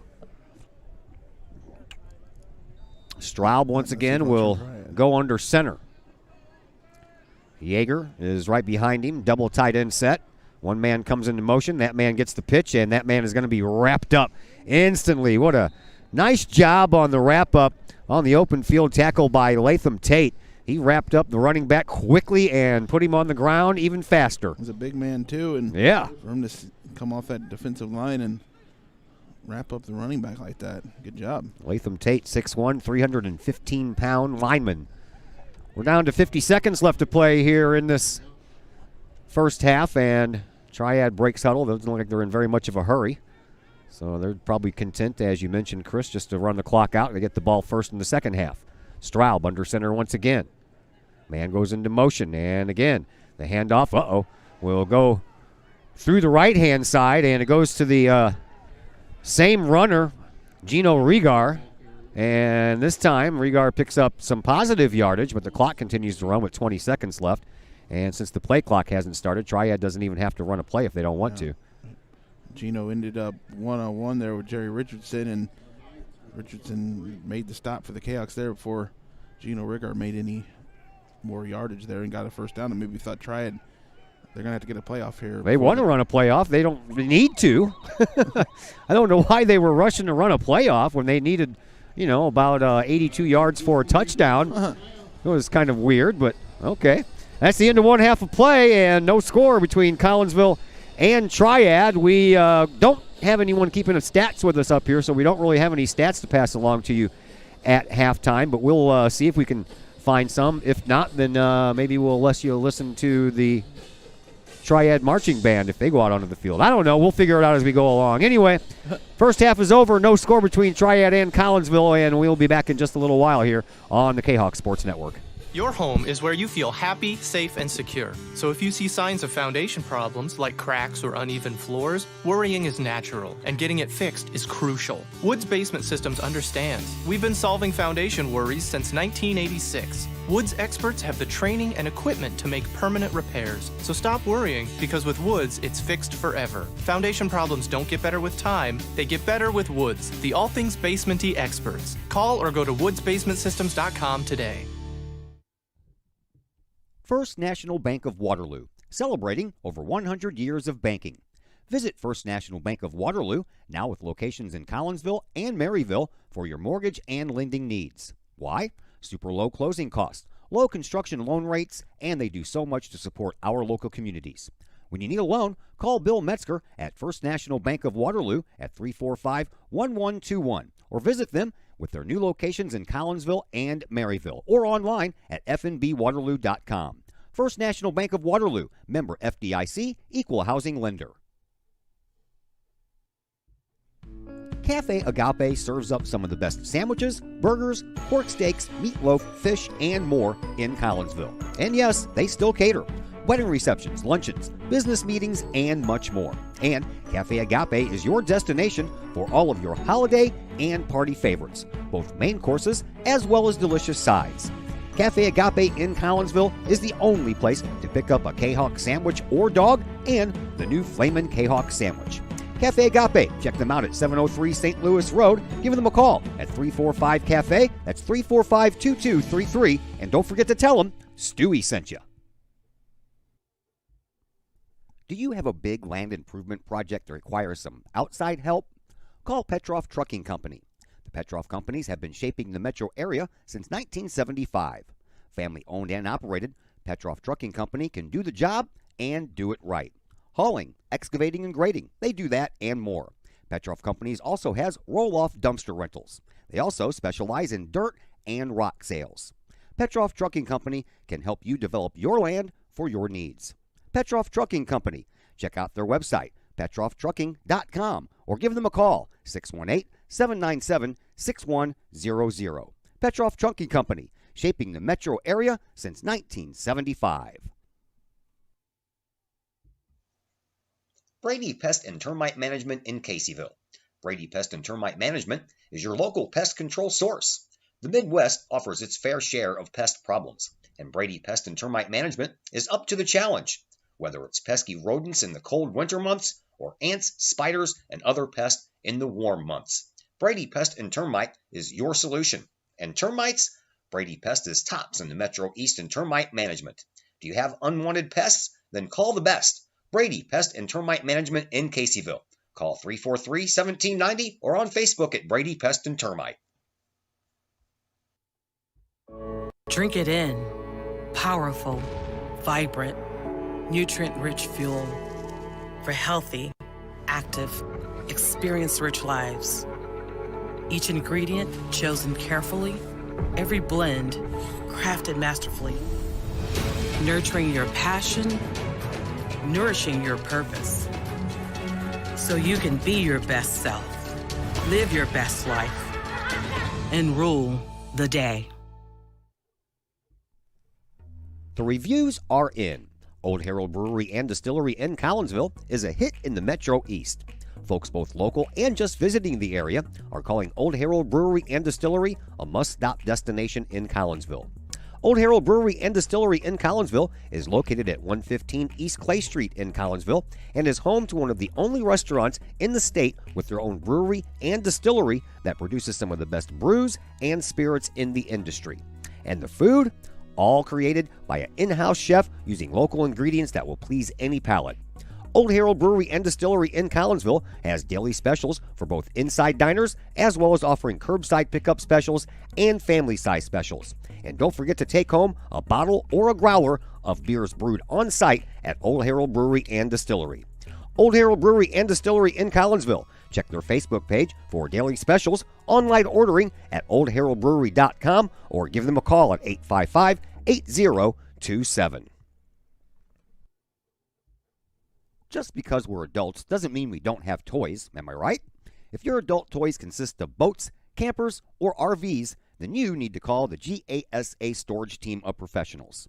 Winter weather in the Midwest can be quite harsh, and finding a place to properly store those expensive toys for winter can be just as rough as a Midwest winter. That's where the GASA Storage team comes in, with outdoor self-storage and covered storage for your toys. They even have tractor-trailer parking, conveniently located at Horseshoe Lake Road and 111 in Pontoon Beach. GASA Storage, for the safe storage of all of your toys. Contact the GASA Storage team, gasastorage@gmail.com, or call today, GASA Storage team, 618-797-6100.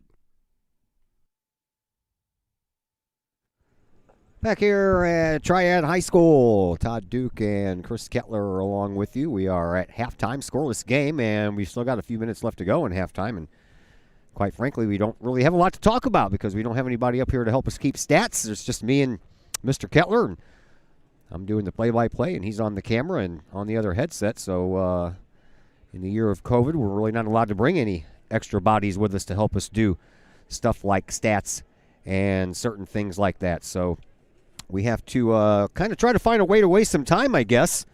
I know you don't want to sit there and watch commercials the whole time, and quite frankly, if I played nothing but commercials for the rest of halftime, well, I would have played all my commercials before we even make it to the end of the third quarter, so we'll find other things to talk about. How about a little information on your new football coach, Joe Beavis? Joe Beavis, head coach of the football Kahawks. He was named the wrestling head coach in the summer of 2019 and went 20-8 with the wrestling team in that first year. And then he was named the football coach on February the 24th of 2020. But as everybody knows, he did not get to coach his first game until this very day. Normally that first game would come the first or the last Friday in August. But Joe Beavis coaching his first game well into 2021. He's a graduate of Edwardsville High School, the class of 2000, and stops before he got to Collinsville.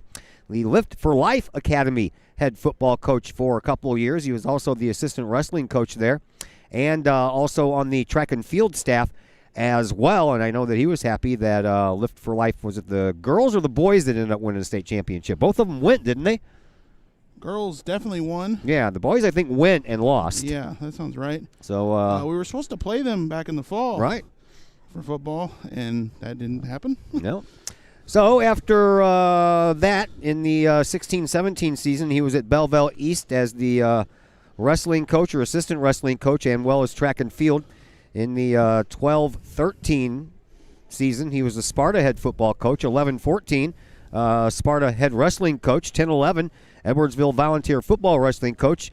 9-10, Kennedy High in Chicago, he was their football and wrestling head coach. So he was been a busy guy after high school, by the way. Joe Beavis was a linebacker for the University of Illinois and was on the Sugar Bowl team in 2002, that team that went 10-2 and ended up losing to LSU in that Sugar Bowl.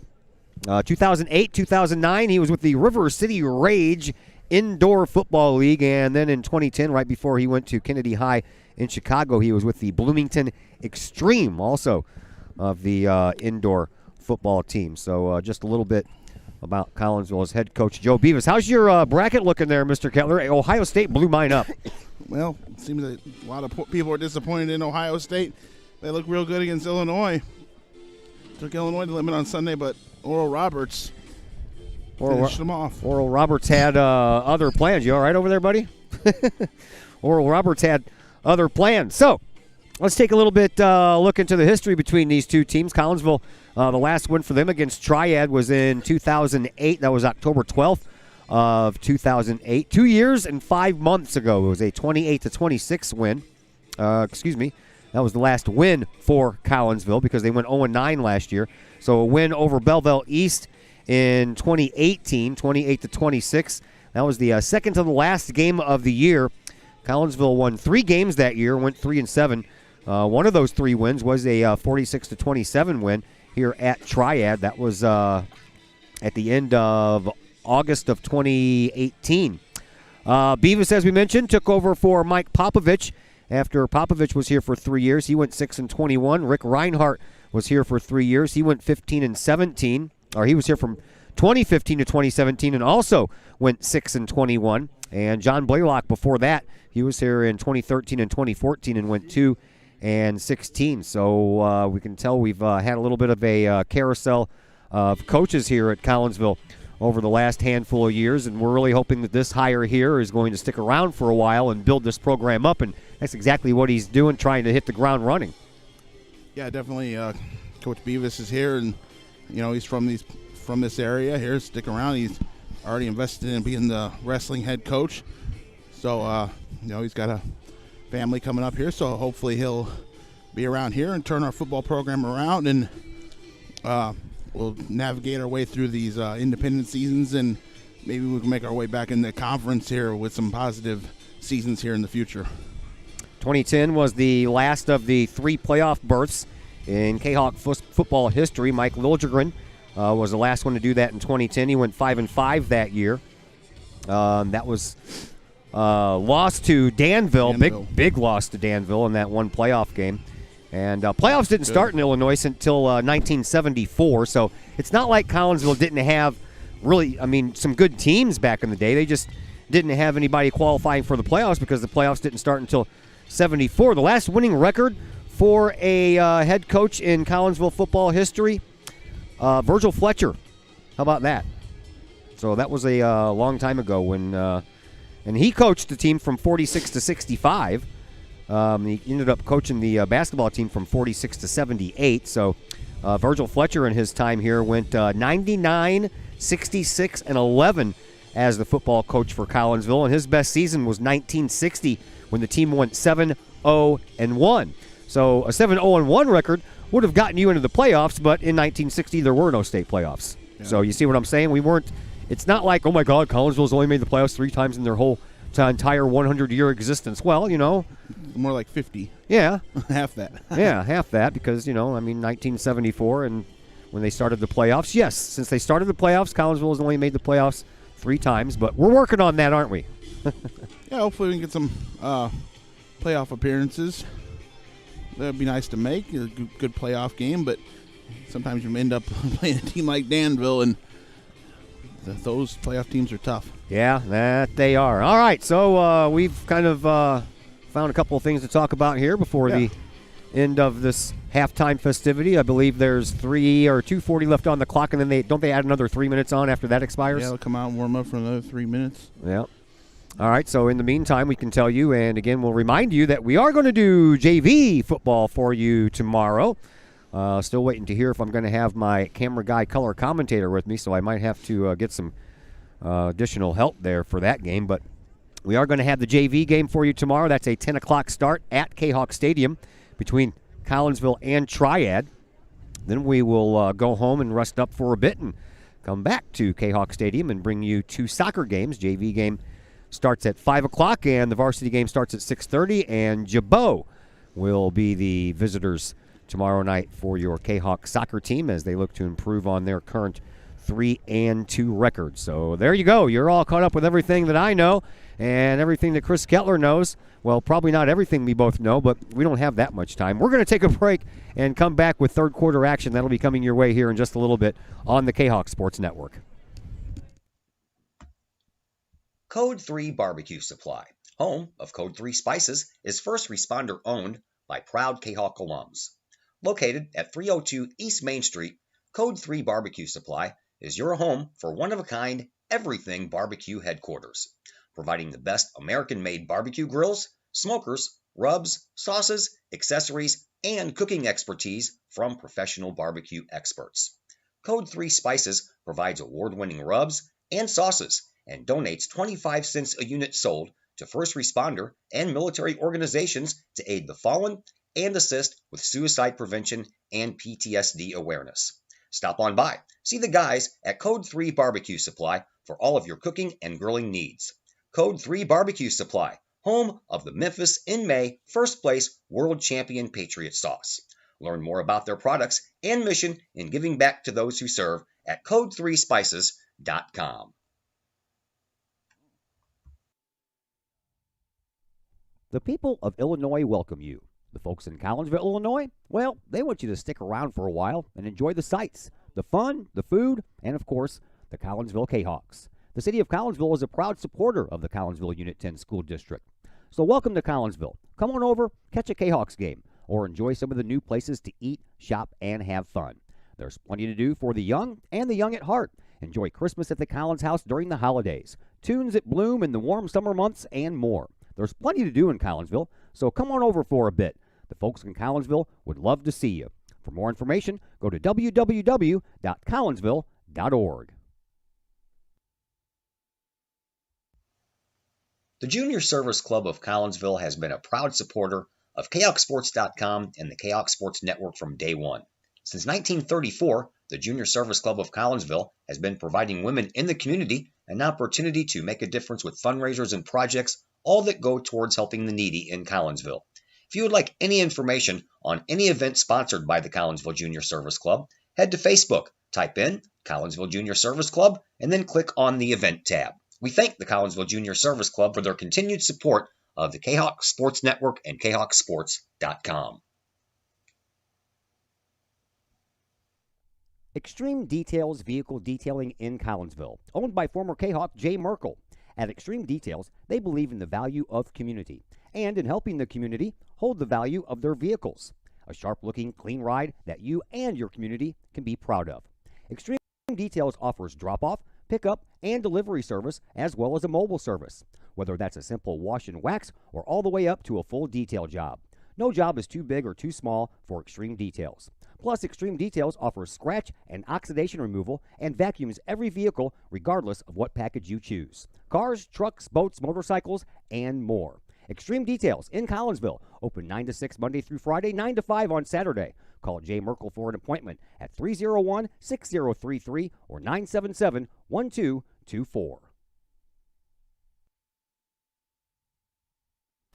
Once again, welcome back to Triad High School. Todd Duke, Chris Kettler along with you, and we are almost ready for the beginning of the second half of this scoreless game right now between Triad and Collinsville. What kind of scores you got? Just looking at our next two opponents, Mascoutah and Highland. It's 28-0 Mascoutah in the second quarter there. I think we're ahead of everybody. Most everybody's still in the second quarter. Edwardsville is beating Alton 28-7. At halftime, Eastside was up 26-0 on Belleville West, and Belleville East is beating O'Fallon 12-0 in the second quarter. Awesome. And the Blues are about ready to face off right now, and they need to really turn things around. Boy, man, oh man. Okay, let's not go there. Getting somebody back today? Somebody coming back? Yeah, they get Schwartz back today. Schwartz back today. So the Sharks today and tomorrow. And yep. And they got Bozak back for the last game. Schwartz is back. I heard Colton Pareko is skating, but they said he's skating by himself. He's not skating with the team and taking any contact, but he might be doing that just to test out his back and see how he's feeling. So sure would be nice to get him back. Boy, I tell you what, man, when you lose people like Alex Pietrangelo and Jay Bomeister with their size and their reach, and then you get your other stalwart defenseman injured, that's three big, tall, really skillful guys on defense that you've lost, and it shows. Yeah, especially the other night against the Kings. It was 3-0 in a flash there. Defenders getting some past them. Yeah, that was a 9 o'clock start, and I watched the first two goals, and I went to bed because I was already planning on watching the first period and going to bed anyway because I have to wake up at 5:45 in the morning to go to work. But after I saw those first two goals going, I'm like, well, let's not put off the inevitable. I'm just going to go to bed now. So Triad will get the ball back first to begin the second half. Collinsville will receive the ball to open up this game. We've had no score. No one's been really close to scoring. Triad's had a couple of insertions into Kahok territory, but nothing, past, the 35, 40-yard line? Yeah, not much past the 40-yard line. I don't think anybody's gotten inside the other team's 35-yard line, much less the red zone. Yeah, I was going to say definitely no red zone possessions. So the kickoff coming up, and we have three deep men for Triad, and young Mr. Andrew Chai is going to get his first action of this game. He, of course, plays on the soccer team. We'll see him in action tomorrow night. Where's number 7 on the soccer team and on the football team? He's consistent. He is. Younger brother of Chris Chai, quarterback the last couple of years for Collinsville. And we are underway here in this second half. Ball kind of Oh, deadens Collinsville right might get there at the this. 30-yard line. Can Collinsville jump on it? I believe they do. Everybody on the sideline says yes, and so does the referee. How about that? That ball just died at the 30-yard line, and Collinsville got there first and jumped on it. Kahok possession to start the second half. It died right in front of a Triad player, and he tried to get into it, and Kahawks got to it first. And now, best starting field position here on a kickoff, which are kicking the ball to the other team. Wasn't even an onside kick. Normally you get one of that. Not your traditional that. No. Either team can recover as long as it goes 10 yards, and the Kahawks did. That's right. Jaden Neighbors is the lone setback in the backfield, and he gets the handoff from Colby Anderson, takes it right up the middle, and picks up about 2 on the play. So it'll be a 2nd down and 8 here for Collinsville as they knock on the door of the infamous red zone. Yeah, we just got talking about we had nobody getting inside the 30-yard line, and the Kahawks do right away. 2nd down and about 8 to go. Ball sitting on the Triad 28-yard line. See if the Kahawks can turn this into some points.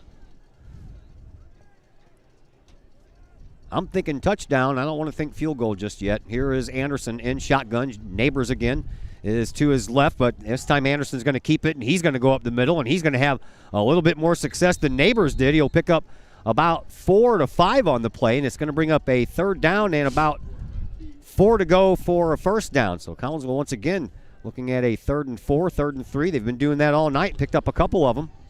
Offensive line won that battle there. Enough for Anderson just to push ahead for them 5 yards.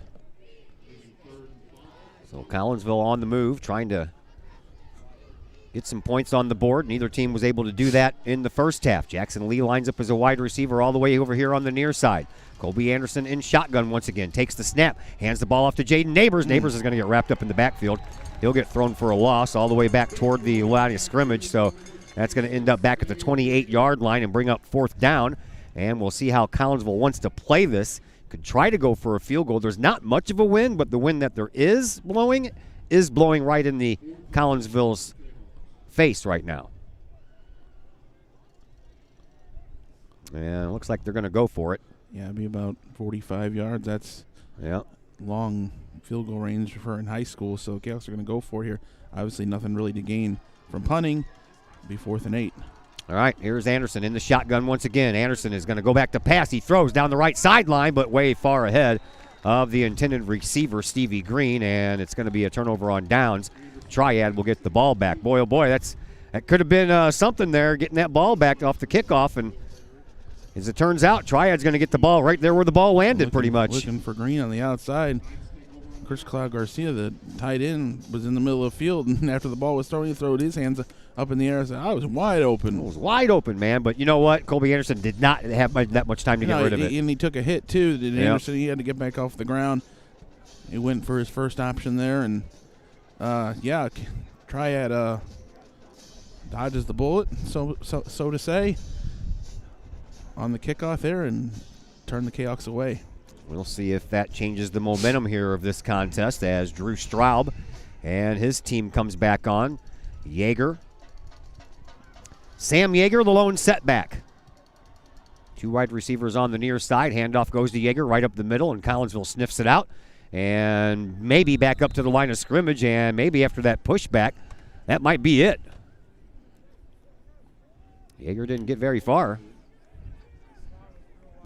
Just a straight up the middle there from Triad. Not much different look there. Kahawks didn't have to think too much on that one. Tackle on the play by Nick Becker. We'll call his name a lot this year. And Triad facing a 2nd down and 9. They did give him a yard on the play. Straub in the shotgun once again. Lost the ball, and he's going to be sacked. And I don't know if Collinsville may have came up with this or not. They did. The Kahawks come up with another turnover here. 3 minutes in, and Collinsville has collected 2 turnovers here in this 3rd quarter. Winning the turnover battle. Straub just switching hands again. He dropped one earlier. And the Kahawks defense gets through there and covers it before Straub figured it out. So Collinsville will take over. They'll have it 1st and 10 on the Triad 25-yard line. So the second best starting field position of the night for Collinsville. Last time they started on the 30 and had a net gain of about 2 as it ended up on the 28. So hopefully things will work out different this time. Jaden Neighbors is the lone running back. He gets the ball, tries it up the right tackle area, and gets again ahead for about 2 or 3. And that'll bring up a 3rd down and about 7 here for Collinsville as they approach the 20-yard line. It'll be on the 21, on the 22 after they set it. Little 3-yard gain. Set the Kahawks up for something positive on the 2nd down. 8.5 minutes left to go here in this 3rd quarter. No score between Collinsville and Triad, but Kahawks are on the move. Anderson in shotgun once again, and again, Jaden Neighbors. They'll try to go right by Neighbors, and Colby Anderson trying to follow some blockers up there, including his running backs. And another pickup of about 3 on the play will give Collinsville a 3rd down and about 3 to go. Trying to get Triad to think you're going to continue to bust that at the outside, come up the middle there and follow your blocks. So 3rd and 3, and this is where Collinsville has faced a lot of these tonight, and some have been successful and some not so much. The last one, not so much. 3rd and 3. Anderson hands the ball to Neighbors. Neighbors up the middle. Is he going to have enough for a 1st down? I believe he is. Yeah, he will. He had a big hole to get through there, and the Kahawks get the 1st down. So Collinsville will move the chains. So now some red zone offense here. Yeah. 1st and 10 from the 14 or so. That's exactly what it is. 1st and 10 from the 14. 7.5 minutes to go here in quarter number 3. Collinsville poised to put the first points on the scoreboard here. Neighbors stands to the left of Colby Anderson. And he gets the handoff. Tries up the middle once again and gets to about the 10-yard line before he's pushed back. And they're going to give him forward progress to about the 11-yard line, so it'll be a gain of 3 on the play. They'll finally set it down, I think, at the 12. It's still been a recipe for success for the Kahawks. Get that 3-4 yards on 1st down.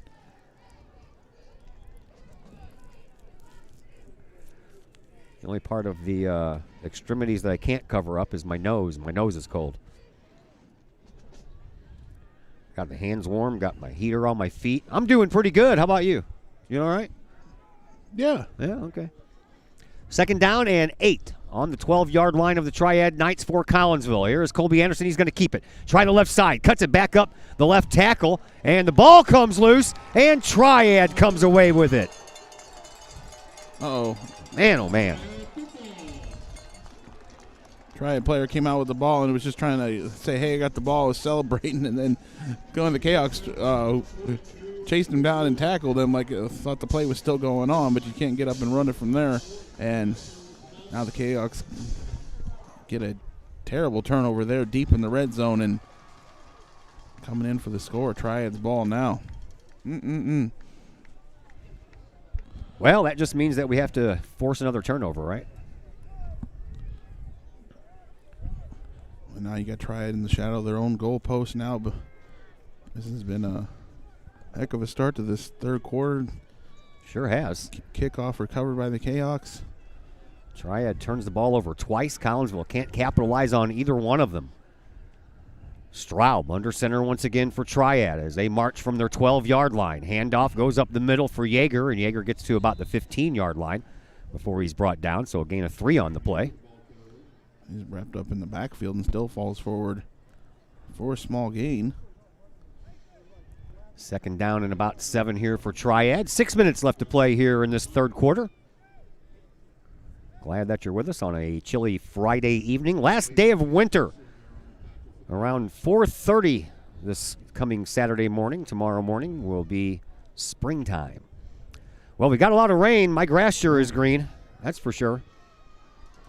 Straub under center once again, and once again the handoff. When he gets, Straub's going to keep it and breaks off a couple of tackles, but thankfully Collins will actually. Oh, there's a late flag coming in.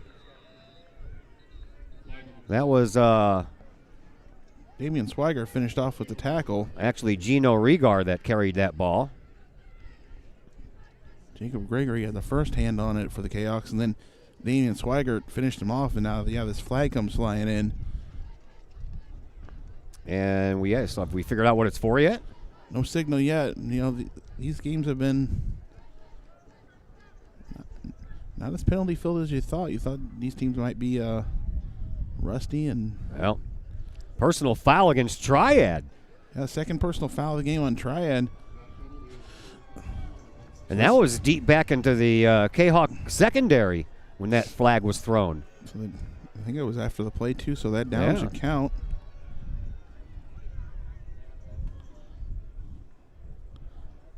So that should bring us to third down, right? I believe. It's going to be third down, that down counted. That's what the Collinsville coaches are saying, and it is. It is third down. So, all the way back to the 10-yard line. Third down and 12 now for Triad. And Straub under center once again. That worked a little bit for him, but the handoff is going to go right up the left tackle area and didn't amount to much. Might have gotten back to the line of scrimmage or maybe a couple of yards after that. And it's going to bring up a fourth down and long situation here for Triad, and they're going to bring on the punting team. So Collinsville, again, will get good starting field position, but after having the ball on the 30 and the 25 on their last two possessions in Triad territory and not able to come away with any points, we'll see. Stevie Green not going back very deep. Now he is. Now step back. Punt coming from Roger Wolf, I believe that's who that is. That's a good kick. It's going to take Green all the way back. He catches it at his own 45-yard line, across the 50, across the other 45, and finally gets taken down. And a flag comes in right there where the tackle took place. So we'll see if that was maybe a spearing call. Does that happen right at the tackle? Maybe second guy jumping in there after the player's brought down. No, they're it's going to go against Collinsville. So instead of having the ball at the Triad 41, looks like we'll probably have it at the Triad 49. That's a tough penalty to take considering it was right where he got tackled. Yeah. Oh, they call that a holding call? Yeah, that's what I'm saying. How do you hold somebody on a tackle? Isn't that the whole point? It was right at the tackle, so. Yeah. All right. We're down to 4:25 left to play here in this third quarter. Still no score between Collinsville and Triad. It pushes the Kahawks back to the 49, so they'll stay on the Triad side of the 50, but definitely not the good starting position they had on the first two possessions. Well, this is where they're going to put it together, Chris. This is where it's going to happen. Starting at midfield, Colby Anderson in shotgun, and now we're going to have a whistle. And they're going to switch the ball. Wrong ball. Wrong ball. It's an official's timeout. Switch the ball and bring it over here to this sideline. That's where Travion Swaggart is standing, and he's over there just talking to the guys on the Triad sideline. You know Travion, he likes to talk. He probably would. He's on either basketball games. Oh, yeah. Handoff goes to Jaden Neighbors right up the middle, and Jaden has some help and will pick up about 4 on the play. It's going to bring up a second down and 6. Neighbors getting them carries on first down up the middle. It's worked for the Kahawks to get it 3-4 yards. Continues. Travion Swaggart and his brother Damian, those two will talk your ear off if you let them. Jackson Lee now lines up as a wide receiver over here on the near side. And once again, Neighbors stands up onto the left-hand shoulder of Colby Anderson and gets the handoff again, does a hurdle, and jumps over a couple of players and picks up more positive yardage, about 3. And that's going to bring up a third down and 3. And, boy, that's been a theme of the night, hasn't it? Third down and 3, third down and 4. There's been a lot of those for the Kahawks. Neighbors a hurdler. Yeah. He might be ready for track season if he's on the track team doing hurdles. Well, if not, he's probably going to get recruited. Call Coach Frecker. Yeah. I mean, no. Jackson Lee stays out there. So does Jaden Neighbors. We saw a steady diet of Jerry Richardson early in the game, but really ever since the toward the end of the first quarter, it's been all Neighbors. Yeah, Collinsville looks like they're going to call a timeout, huh? I don't know if it was from the second quarter. They were just holding Neighbors out of the first quarter. But, yeah, Kahok's called timeout. Collinsville calls a timeout. We'll step aside as well, and we're back in just a moment here on the Kahok Sports Network. Ogle Auctions in Collinsville, the newest in online auctioning. Go to ogleauctionshighbid.com. That's HIBid.com to check out what's up for bid in the next auction. Ogle Auctions deals with everyday items like board games, t-shirts, and more, to collectibles, whether that is a vehicle, vinyl records, or vintage toys. Or how about a trolley car? And Ogle Auctions is always on the lookout for more items. Check out their next online auction at ogleauctionshighbid.com. That's ogleauctionshibid.com. Or call Kim Ogle today at 618-980-4530.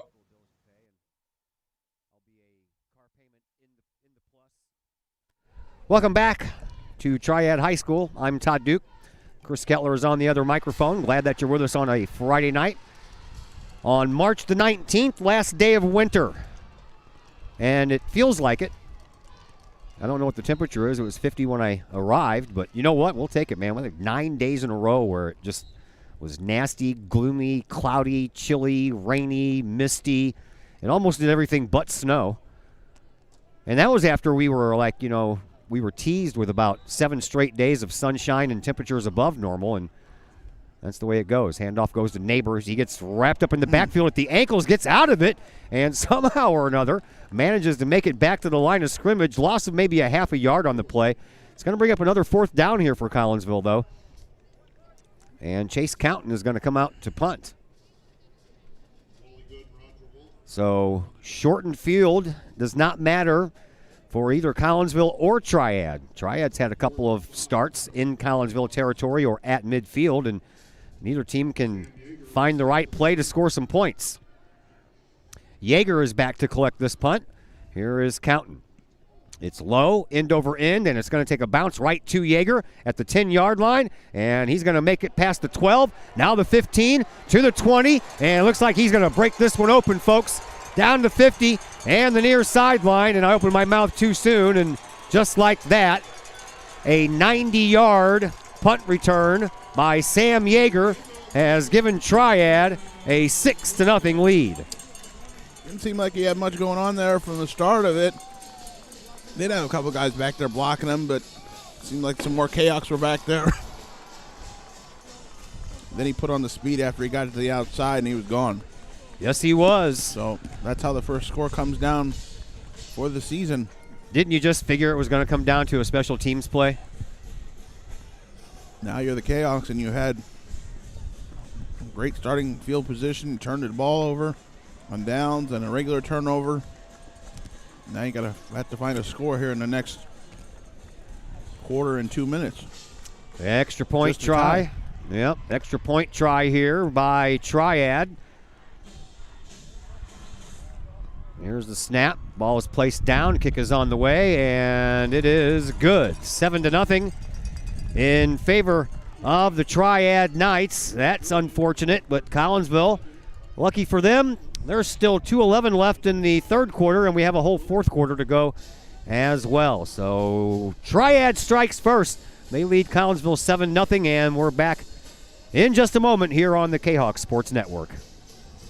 Looking for a little bite to eat in a nice, friendly establishment before heading out to a game? Look no further than LC's Pub in Caseyville. Just blocks from Collinsville High School, LC's Pub is the pub of choice for Kahok fans, before, after, or even during Kahok games.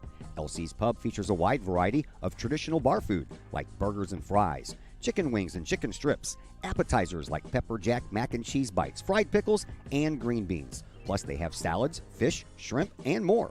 LC's Pub also features an outdoor patio, a gaming room, weekly poker tournaments, and a pool table, plus enough TVs for all the sports fans. And LC's Pub shows Kahok games live, as well as Blues and Cardinals games. LC's Pub, 605 North Main Street in Caseyville, right across the intersection from All Pro Tees. Call for carry-out orders at 618-855-9007 and on Facebook at LC's Pub. LC's Pub, Kahok fans' pub of choice. 90-yard punt return by Sam Yeager has given Triad a 7-0 lead. Collinsville getting the ball back here. And it looks like Travion Swaggart and Stevie Green are deep for Collinsville, as they are set to take the ensuing kickoff after the points scored by Triad. 2:11 left to go here in quarter number 3. And Jake Ellis kicks it off. It's deep, and it's playable by Swaggart. He takes it at the 8-yard line, across the 20, across the 25, across the 30, and then he gets taken down at about the 38-yard line. Nice run back there by the junior, Travion Swaggart. Well, the punts have been an adventure for Collinsville. Some shank punts, some blocked, some were good, and then one you get away, and they ran it back the whole way. So should be no surprise there. The punts have been an adventure the whole game. Now Collinsville's got to find a way to get this ball in the end zone just to get a tie. Been quite the defensive battle here, and either team wants to give on the defensive side of things. Spurts here and there by either team as far as gains are concerned, but no one can get really close to punch it in for some points. And it's going to take special teams, as we just saw. There's the handoff to Stevie Green, and he tries the right side, and it's about half of what he needs for the first down. We'll call it 5 yards, and 2nd and 5 coming up. Hoping Collins will continue to work the way up here. Maybe tire this Triad defense out as we can continue along. Keep making them work hard. 1:40 left to play here in this third quarter. That's the problem with all this running, though, is that clock really goes fast. And Collinsville trailing 7-0 on a night when points are hard to come by. Let's hope that we can turn things around here. Kahawks have it 2nd down and 6, they call it, from their own 44-yard line. Colby Anderson in shotgun, and the handoff. Nobody's going to keep it. Going to go right up the middle and pick up about 3 or 4 more yards. We'll call it 3, and it'll bring up a 3rd down and about 2 to go here this time for Collinsville. Snap was a bit low. I don't know if he just picked it up and decided to run it up the middle, abort the play there, but it was a positive play. We've had a lot of positive plays, and there's been some positive things to take out of this for Collinsville. You haven't been in plays where you shot yourself in the foot, really no penalties. And another snap, and the handoff goes to Neighbors, and Neighbors spins and picks up the first down, and I believe right at the marker. He needed to get to the 49, got to the 50, so yeah. Gets what you need there. If he could have kept that spin going, got out, and had a little more room to work on the sideline there, he could have really busted something there. 43 seconds left, and the clock stops after the chains get moved, and the clock continues to run now. Maybe the last play for Collinsville here in the half if they want to hurry up and run another play. We'll see. 1st down and 10 for the Kahawks at midfield. A handoff goes to Jaden Neighbors. Neighbors ran into Garcia Cloud over there and then couldn't recover afterwards. Just couldn't get out of the way of his own running back there. Got pushed back into him. So no gain there for Collinsville. And 10 seconds left. Yep, 10 seconds left in the quarter, and the Kahawks don't have to run another play, and it looks like they are going to choose not to run another play. So we will take a timeout, and 4th quarter action will come your way next on the Kahawk Sports Network.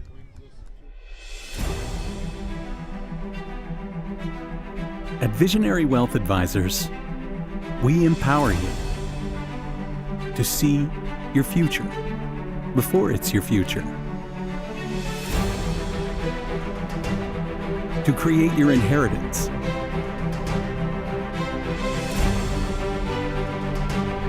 to build your vision, to anticipate the known and unknown, and to find potential in both, and build new dawns. Visionary Wealth Advisors.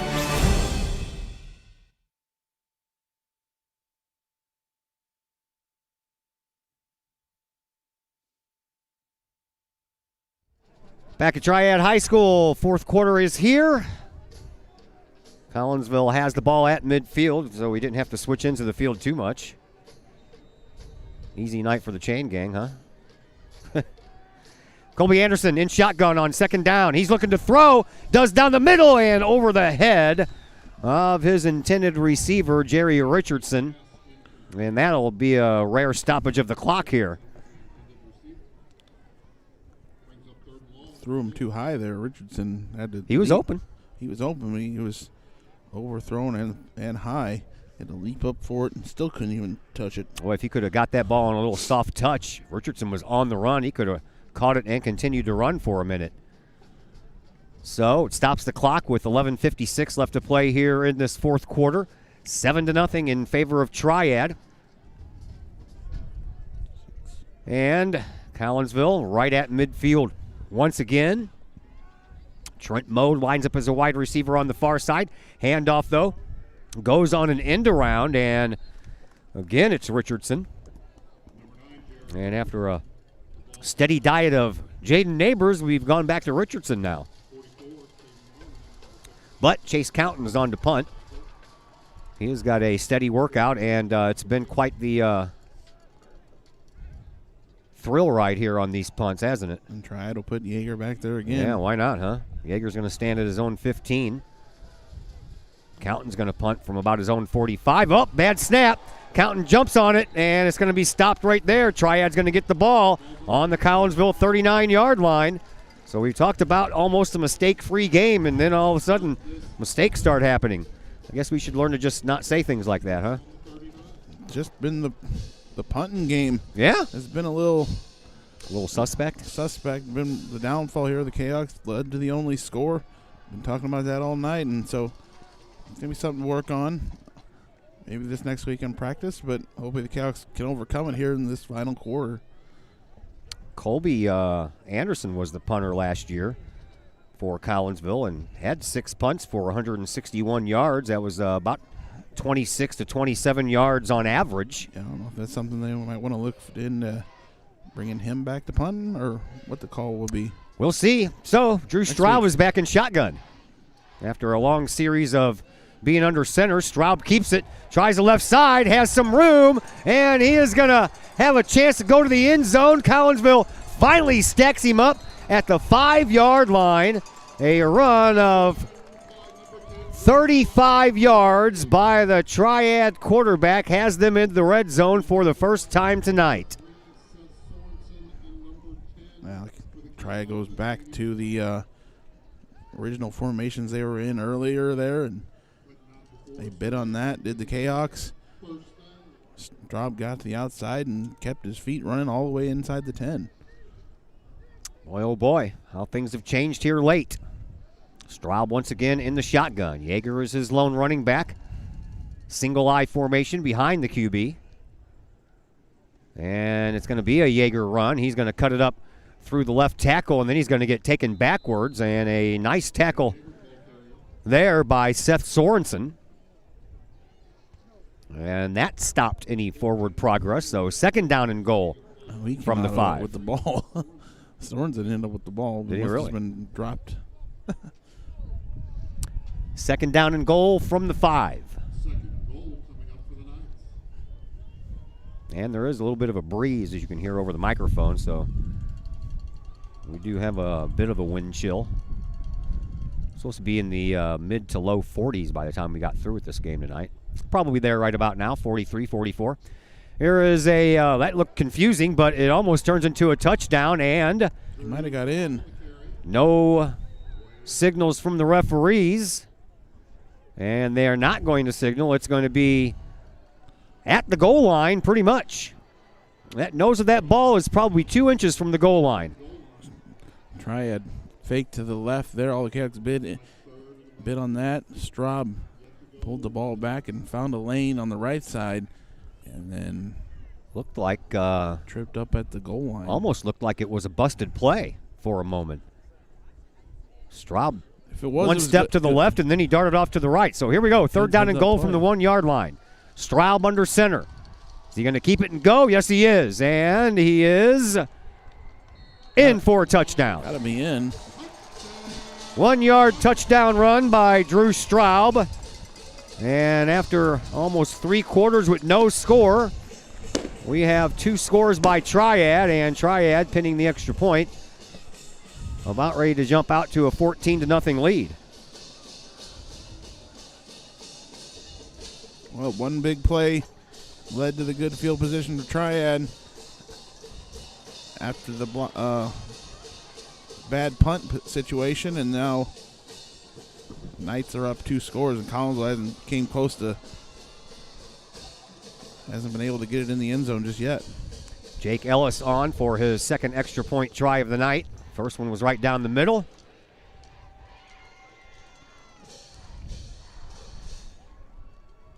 Here comes the second try. This one's on its way too, and this one is also good. So back-to-back touchdowns scored by Triad, and that gives them a 14-0 lead. Collinsville getting the ball back here in just a moment, and we'll be back in just a moment on the Kahok Sports Network.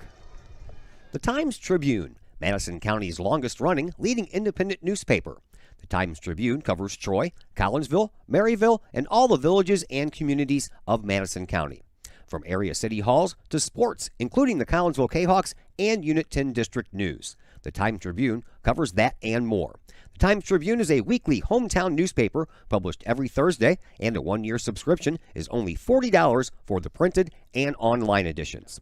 For more information, call the Times-Tribune at 618-667-3111, online at timestribunenews.com, or follow them on Facebook at Times-Tribune.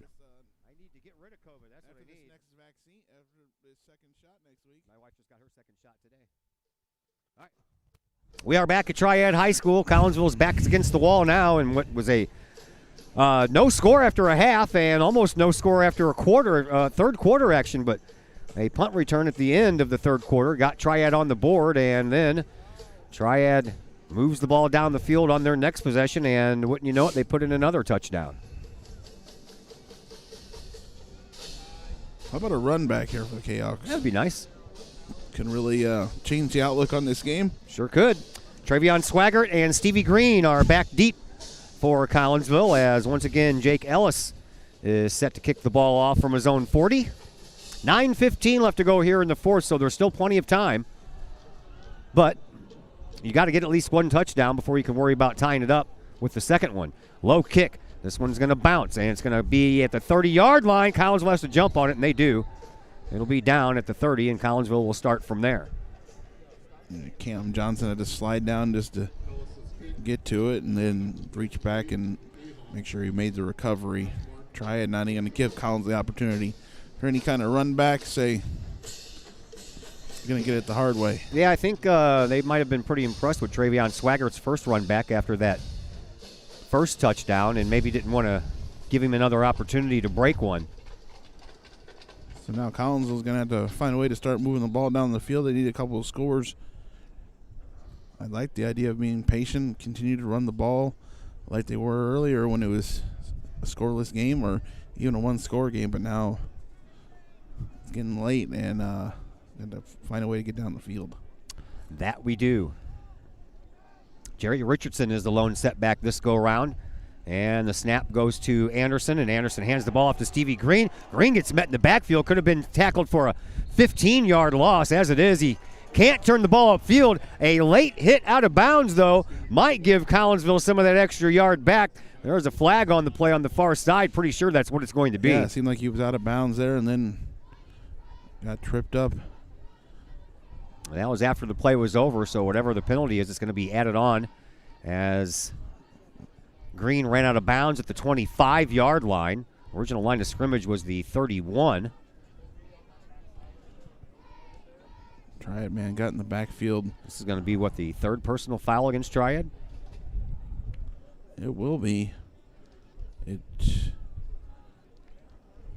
probably won't give the Calcs a, well, it'll still technically be first down, but it'll be like 1st and 2. It'll be. Yep. It won't be first in the new set.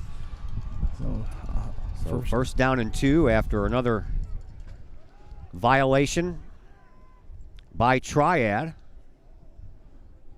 Unsportsmanlike conduct. Late hit out of bounds was the call. And Collinsville back to work. And a low snap. Going deep is Anderson down the sideline for Swaggart, and he bobbled it. He did end up catching it, but by the time he actually got his hands around the ball, he was out of bounds. That was a nice try.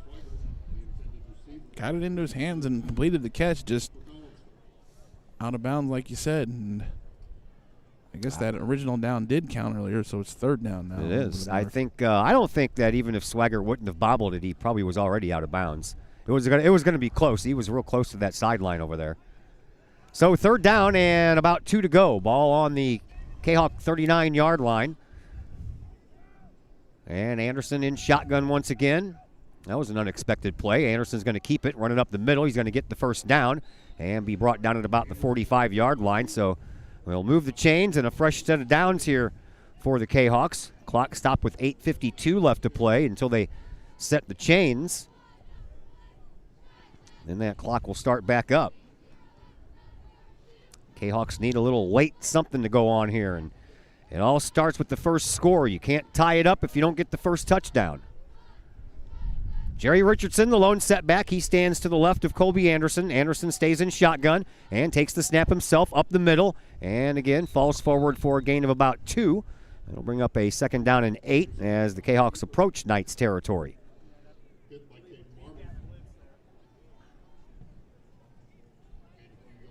I'm going to look to set up something here to get down the field still. Don't forget about the Culp Jennings Flores post-game show coming up. Won't be much of one. We don't have stats to tell you, so we'll just recap a little bit about what's going on here, and we'll call it a night and go warm up.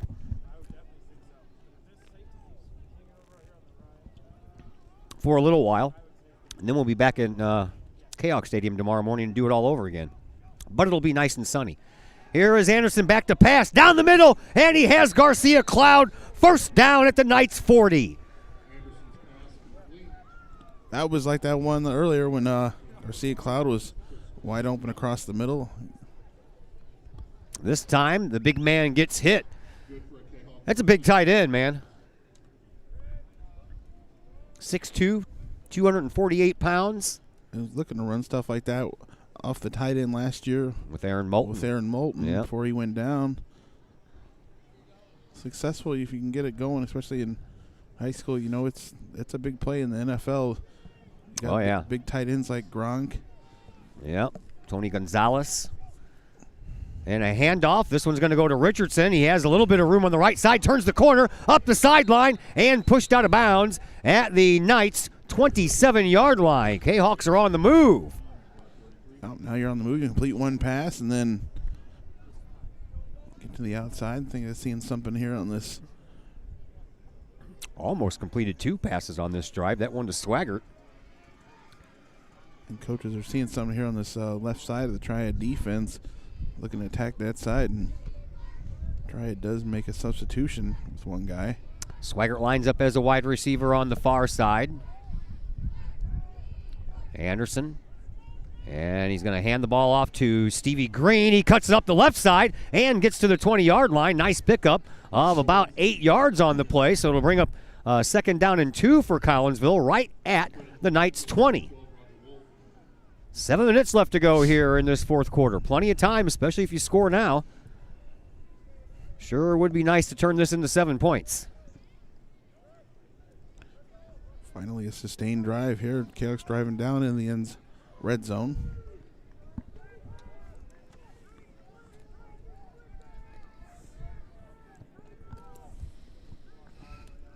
Jackson Lee lines up as the wide receiver, and apparently he lined up a little too late. Yeah, he got set on one side there and then moved up. So that's actually going to be the same as false start. Yeah. So Collinsville loses 5 yards. Instead of 2nd and 3, it'll be 2nd down and 8.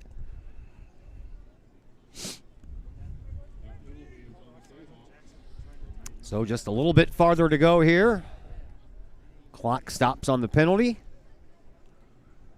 6:34 left to play here in this fourth quarter. Referee blows his whistle. Clock continues to run. Colby Anderson just comes in from the sideline.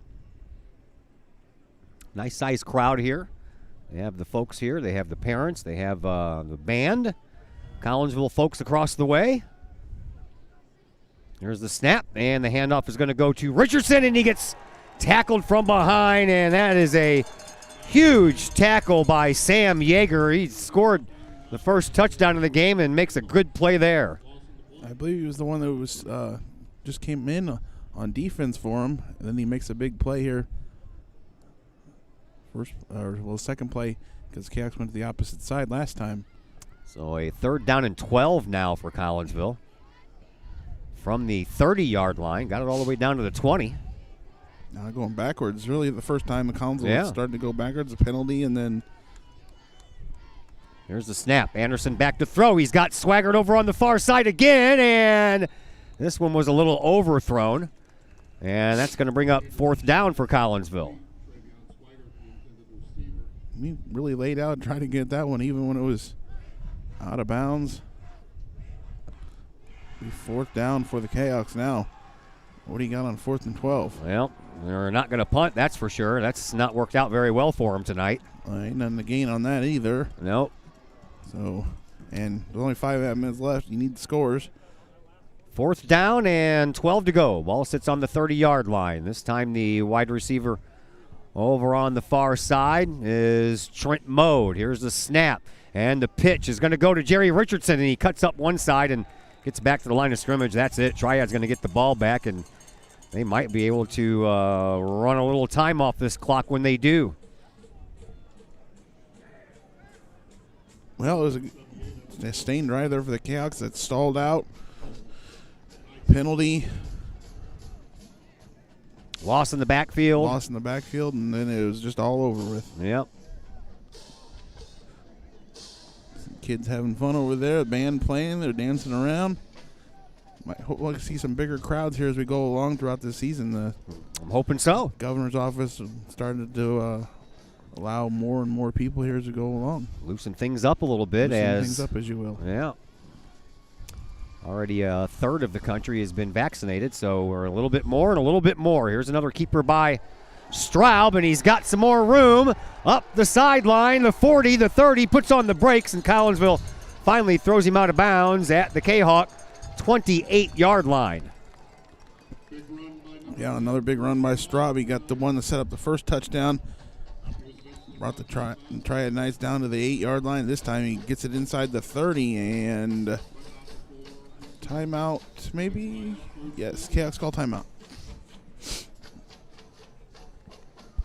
So Collinsville will call another timeout. So we will step aside as well, and we are back in just a moment here on the Kahok Sports Network. Just because you can cut your own hair doesn't mean you should. The Shop, a great place in Collinsville for men and boys haircuts, is where you should take your hair. The Shop is owned and operated by Collinsville High School graduates Danny Kress and Jody Neiman, and is located at 103 South Seminary Street in Uptown Collinsville. The Shop isn't just another place to get a haircut, as Danny and Jody take great joy in getting to know their clients and look forward to turning those clients into friends. When you sit in a stylish chair at the Shop, Jody and Danny pride themselves on getting to know you well enough to say, "The usual?" So, men and boys, if you're tired of the same old cookie-cutter approach to haircuts, check out Danny and Jody at the Shop. You may just walk out with not only a fantastic cut, but you may also walk out with a friend or two.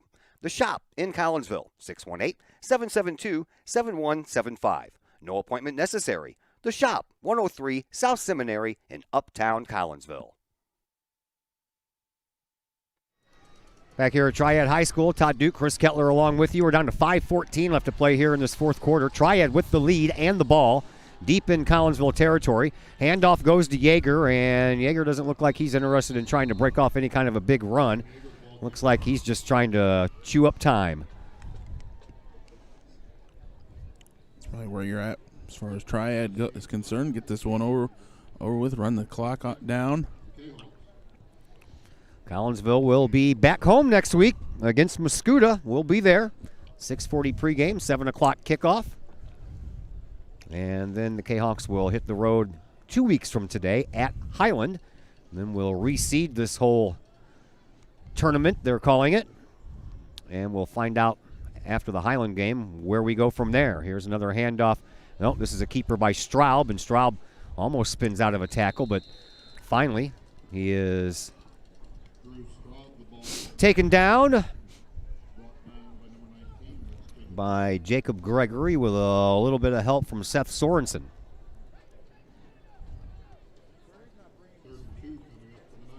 Coming up on 4 minutes to go here in this fourth quarter. Been a pretty fast-moving game, man. It's only 9 o'clock right now. Both teams have kept the ball on the ground for the most part. Not a lot of stoppages. Clock just keeps rolling. And not a lot of penalties. And another run up the middle by Yeager, and he makes it all the way down to the 10-yard line. That is going to pick up a first down. So the chains will move. Clock stops with 3:45 left to play here in the fourth. And they're going to set it down at the 11, so Triad can pick up another first down at the 1. Triad going in here for the third score of the game. This weekend Collinsville defense has been out there a lot. I believe Mascoutah finished in second place in their conference last year, right behind they made the CM. They made the semifinals of the state and lost to Rochester, who won the title. There's a run, and this time taken care of in the backfield was Gino Rigar. Riggar, R-I-G-G-A-R. I believe that was, they went up to Joliet Catholic and won. That was a tough one, and then they had to play Rochester in the semis. Yeah, Mascoutah is no slouch, that's for sure. And Highland always good every year, too. I'm telling you. Not going to get any easier. Nope, sure not. Some tough games in the Mississippi Valley. Second down and 10, 2:40 to play here in this fourth quarter. Triad on the move once again. And they hand the ball off, and there's going to be more east to west running than north to south running for Josh Edison. And Edison lost a yard on the play. Clock continues to run, though, and I'm pretty sure that was the game plan.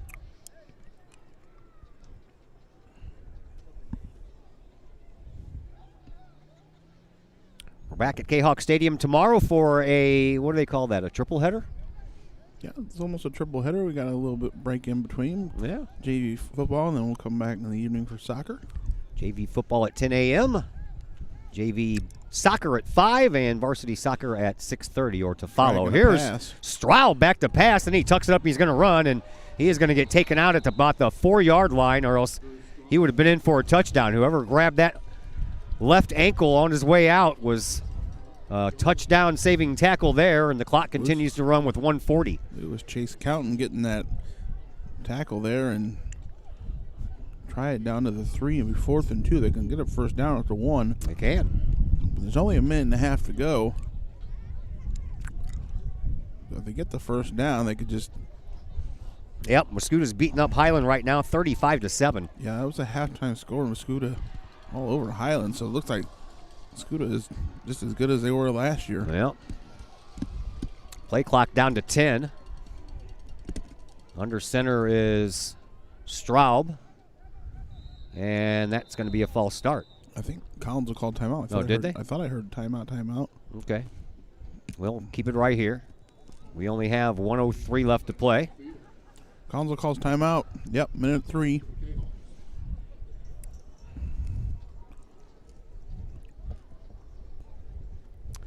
So, things aren't going to work out well for Collinsville here tonight. They gave it one whale of an effort, though, man. Scoreless game through almost 3 quarters of play. A 90-yard punt return by Sam Yeager got the scoring started, and then a 1-yard run by quarterback Straub has got us to where we are at 14-0 in Collinsville. They've had their moments where they can move the ball, but they also have those moments where things don't quite go well. The punting unit has been the real shocker here tonight. And then a couple of times when Collinsville's offense was moving, they did shoot themselves in the foot with either a penalty or a botched snap. And again, those are things that have haunted us in the past, but not nearly as much in this game as in years past. I think it's mostly clean football out there. You know, like the scene that drive at the beginning of the half. You got to get in and score on Yeah, those. when you get that ball at the 30-yard line. Kickoff sets the ball up at the 30-yard line. Now we got more whistles here to sort this out. And then Triad, I'm going to call timeout. And then Triad got the ball back, and Collinsville gets another fumble recovery, this time at the 25-yard line, and still, 2 possessions inside the 30-yard line of your enemy's territory, and you can't get any points out of it. Those kinds of situations will come back to haunt you. When you are given an opportunity to score and you don't, the other team will take that and put that momentum onto their bench, and that'll carry them, and that's pretty much what happened here tonight. Triad got the lightning and a bow there on the big play, the run back on the punt. Finally, they exposed one of the Collins' weaknesses there on the punt game. Triad may try for a field goal here. They got a young man warming up. You going to call his number? 64-0. East St. Louis up over Belleville West at halftime. Holy cow. Wow. Running clock, anyone? Did they even come back out and play the second half? Wow. East St. Louis reloads again, and yeah, they're always good. We know that. State champions in 2019, and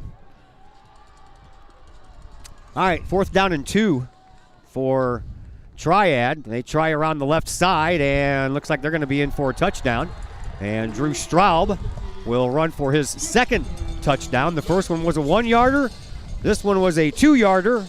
And Triad extends their lead to 20-0, pending the extra point try.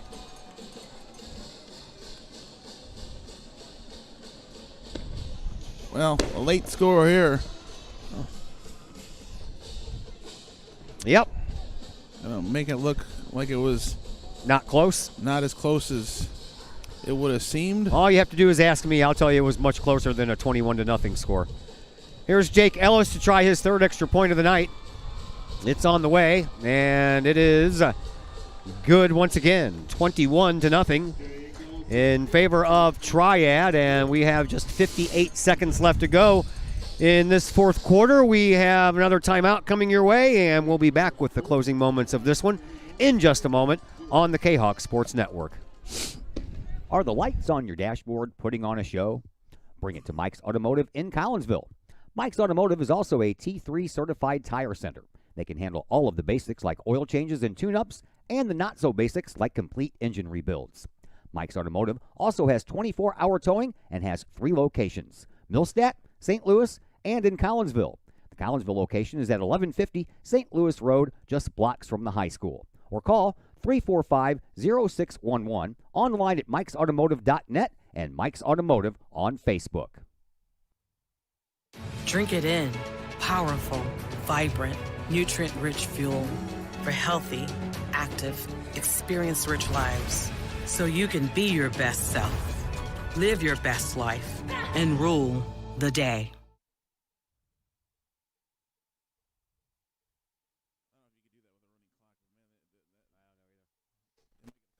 Back here at Triad High School, Todd Duke, Chris Kettler along with you. We are just about finished here with this one. 58.3 seconds left on the clock. 21-0 in favor of Triad. So it looks like Triad and Mascoutah will win their first games here in this 6-game tournament. Yeah, this is like first 3 games are sort of like pool play, if you will. Yeah. But then they'll bracket them out for the 4th game, and then it'll go on from the 5th and 6th game. We only got 6 games. I know. Jerry Richardson and Travion Swaggart are back deep, waiting on this kickoff here from Jake Ellis.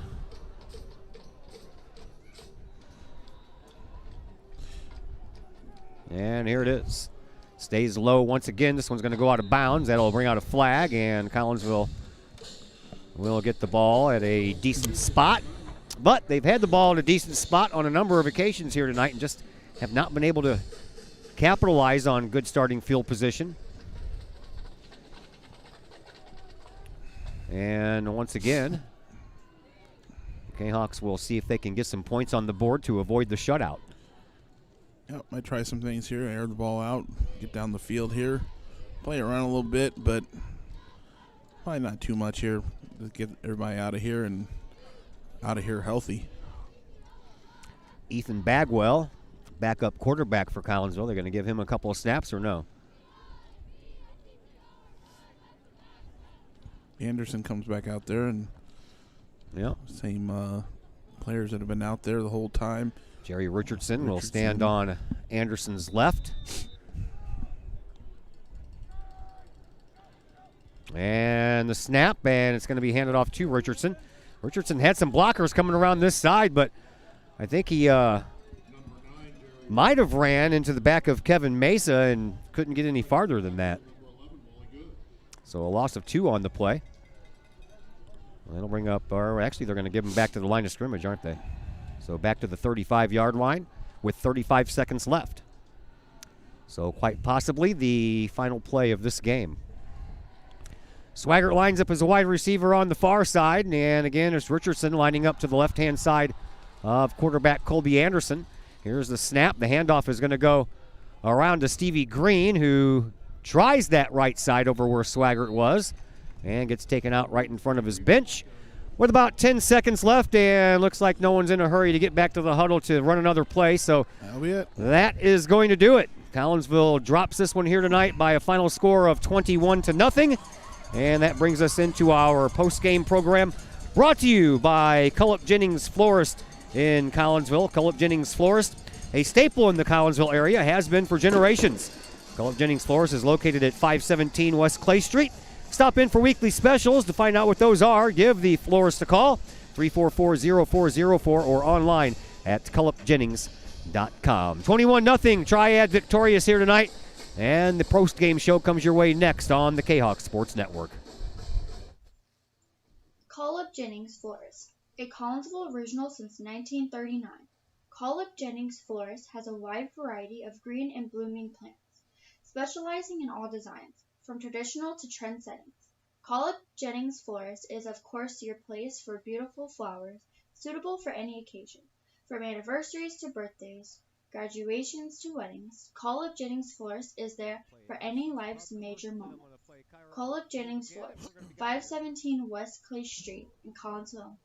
Call 344-0404 or online at cullipjennings.com. Looking for a little bite to eat in a nice friendly establishment before heading out to a game? Look no further than Elsie's Pub in Caseyville. Just blocks from Collinsville High School, Elsie's Pub is the pub of choice for Kahawk fans, before, after, or even during Kahawk games. Elsie's Pub features a wide variety of traditional bar food like burgers and fries, chicken wings and chicken strips, appetizers like pepper jack mac and cheese bites, fried pickles, and green beans. Plus they have salads, fish, shrimp, and more. Elsie's Pub also features an outdoor patio, a gaming room, weekly poker tournaments, and a pool table, plus enough TVs for all the sports fans. And Elsie's Pub shows Kahawk games live, as well as Blues and Cardinals games. Elsie's Pub, 605 North Main Street in Caseyville, right across the intersection from All Pro Tees. Call for carry-out orders at 618-855-9007 and on Facebook at Elsie's Pub. Elsie's Pub, Kahawk fans' pub of choice. Cullip Jennings Florist, a Collinsville original since 1939. Cullip Jennings Florist has a wide variety of green and blooming plants, specializing in all designs, from traditional to trend settings. Cullip Jennings Florist is of course your place for beautiful flowers, suitable for any occasion, from anniversaries to birthdays, graduations to weddings. Cullip Jennings Florist is there for any life's major moments. Cullip Jennings Florist, 517 West Clay Street in Collinsville. Call 344-0404 or online at cullipjennings.com. Back here at Triad High School, Todd Duke, Chris Kettler along with you. Final score, 21-0 in favor of Triad. It was a 90-yard punt return by Sam Yeager at the end of the third quarter that got Triad on the board and broke a 0-0 tie. And after that, a 1-yard run and a 2-yard run by Triad quarterback Drew Straub, and that made up the difference in the 21-0 contest. Chris Kettler, your thoughts on the first game in this COVID-shortened season for Collinsville? Well, Collinsville had a great performance defensively there for the first half. Just need to find a way to get in the end zone with the offense here. I like what I'm seeing out of the offense there. Might take some time to get them going as we go along here in this season. But, with all the delays of the season we've had and all that, it looked like football. It was normal, and I enjoyed the game. It was nice to get back out here and see the game here today. And I think Coach Beavis will be all right. This was a first step. We'd like to get on the board. Hopefully next week we can score some points. Let's see. Highland losing to Muscuda tonight last time we checked, and Triad goes to Highland a week from today while we go back home and we take on Muscuda. So got some work to do, don't we? Oh, yeah. Well, with Muscuda, we said they went to lost to Rochester in the semis last fall, last season fall. So they're going to be a very good team. They obviously can score. They've put a bunch of points up on Triad, so Collinsville's got to work on their offense here. They want to make a shootout of it because defense tired down a little bit as we went along here. Triad got the big score. So got a work cut out for us next week with Muscuda. We do, and we will be there next Friday at Kahok Stadium. We'll be in the press box at least, and it'll be probably a little bit warmer than it is tonight, we hope. At any rate. I'll let you in there. Yeah, thanks. Appreciate that. Tomorrow we are on the air at 10 o'clock. We have JV football coming for you as Triad comes to Collinsville and plays your JV Kahawks at Kahok Stadium. That's a 10 a.m. kickoff. And then we're back at Kahok Stadium for boys soccer, 5 p.m. JV, and around 6:30 for the varsity boys. For Chris Kettler, I am Todd Duke. Final score once again, Triad wins it by a score of 21-0. And everyone enjoy the rest of your evening, and we will see you tomorrow.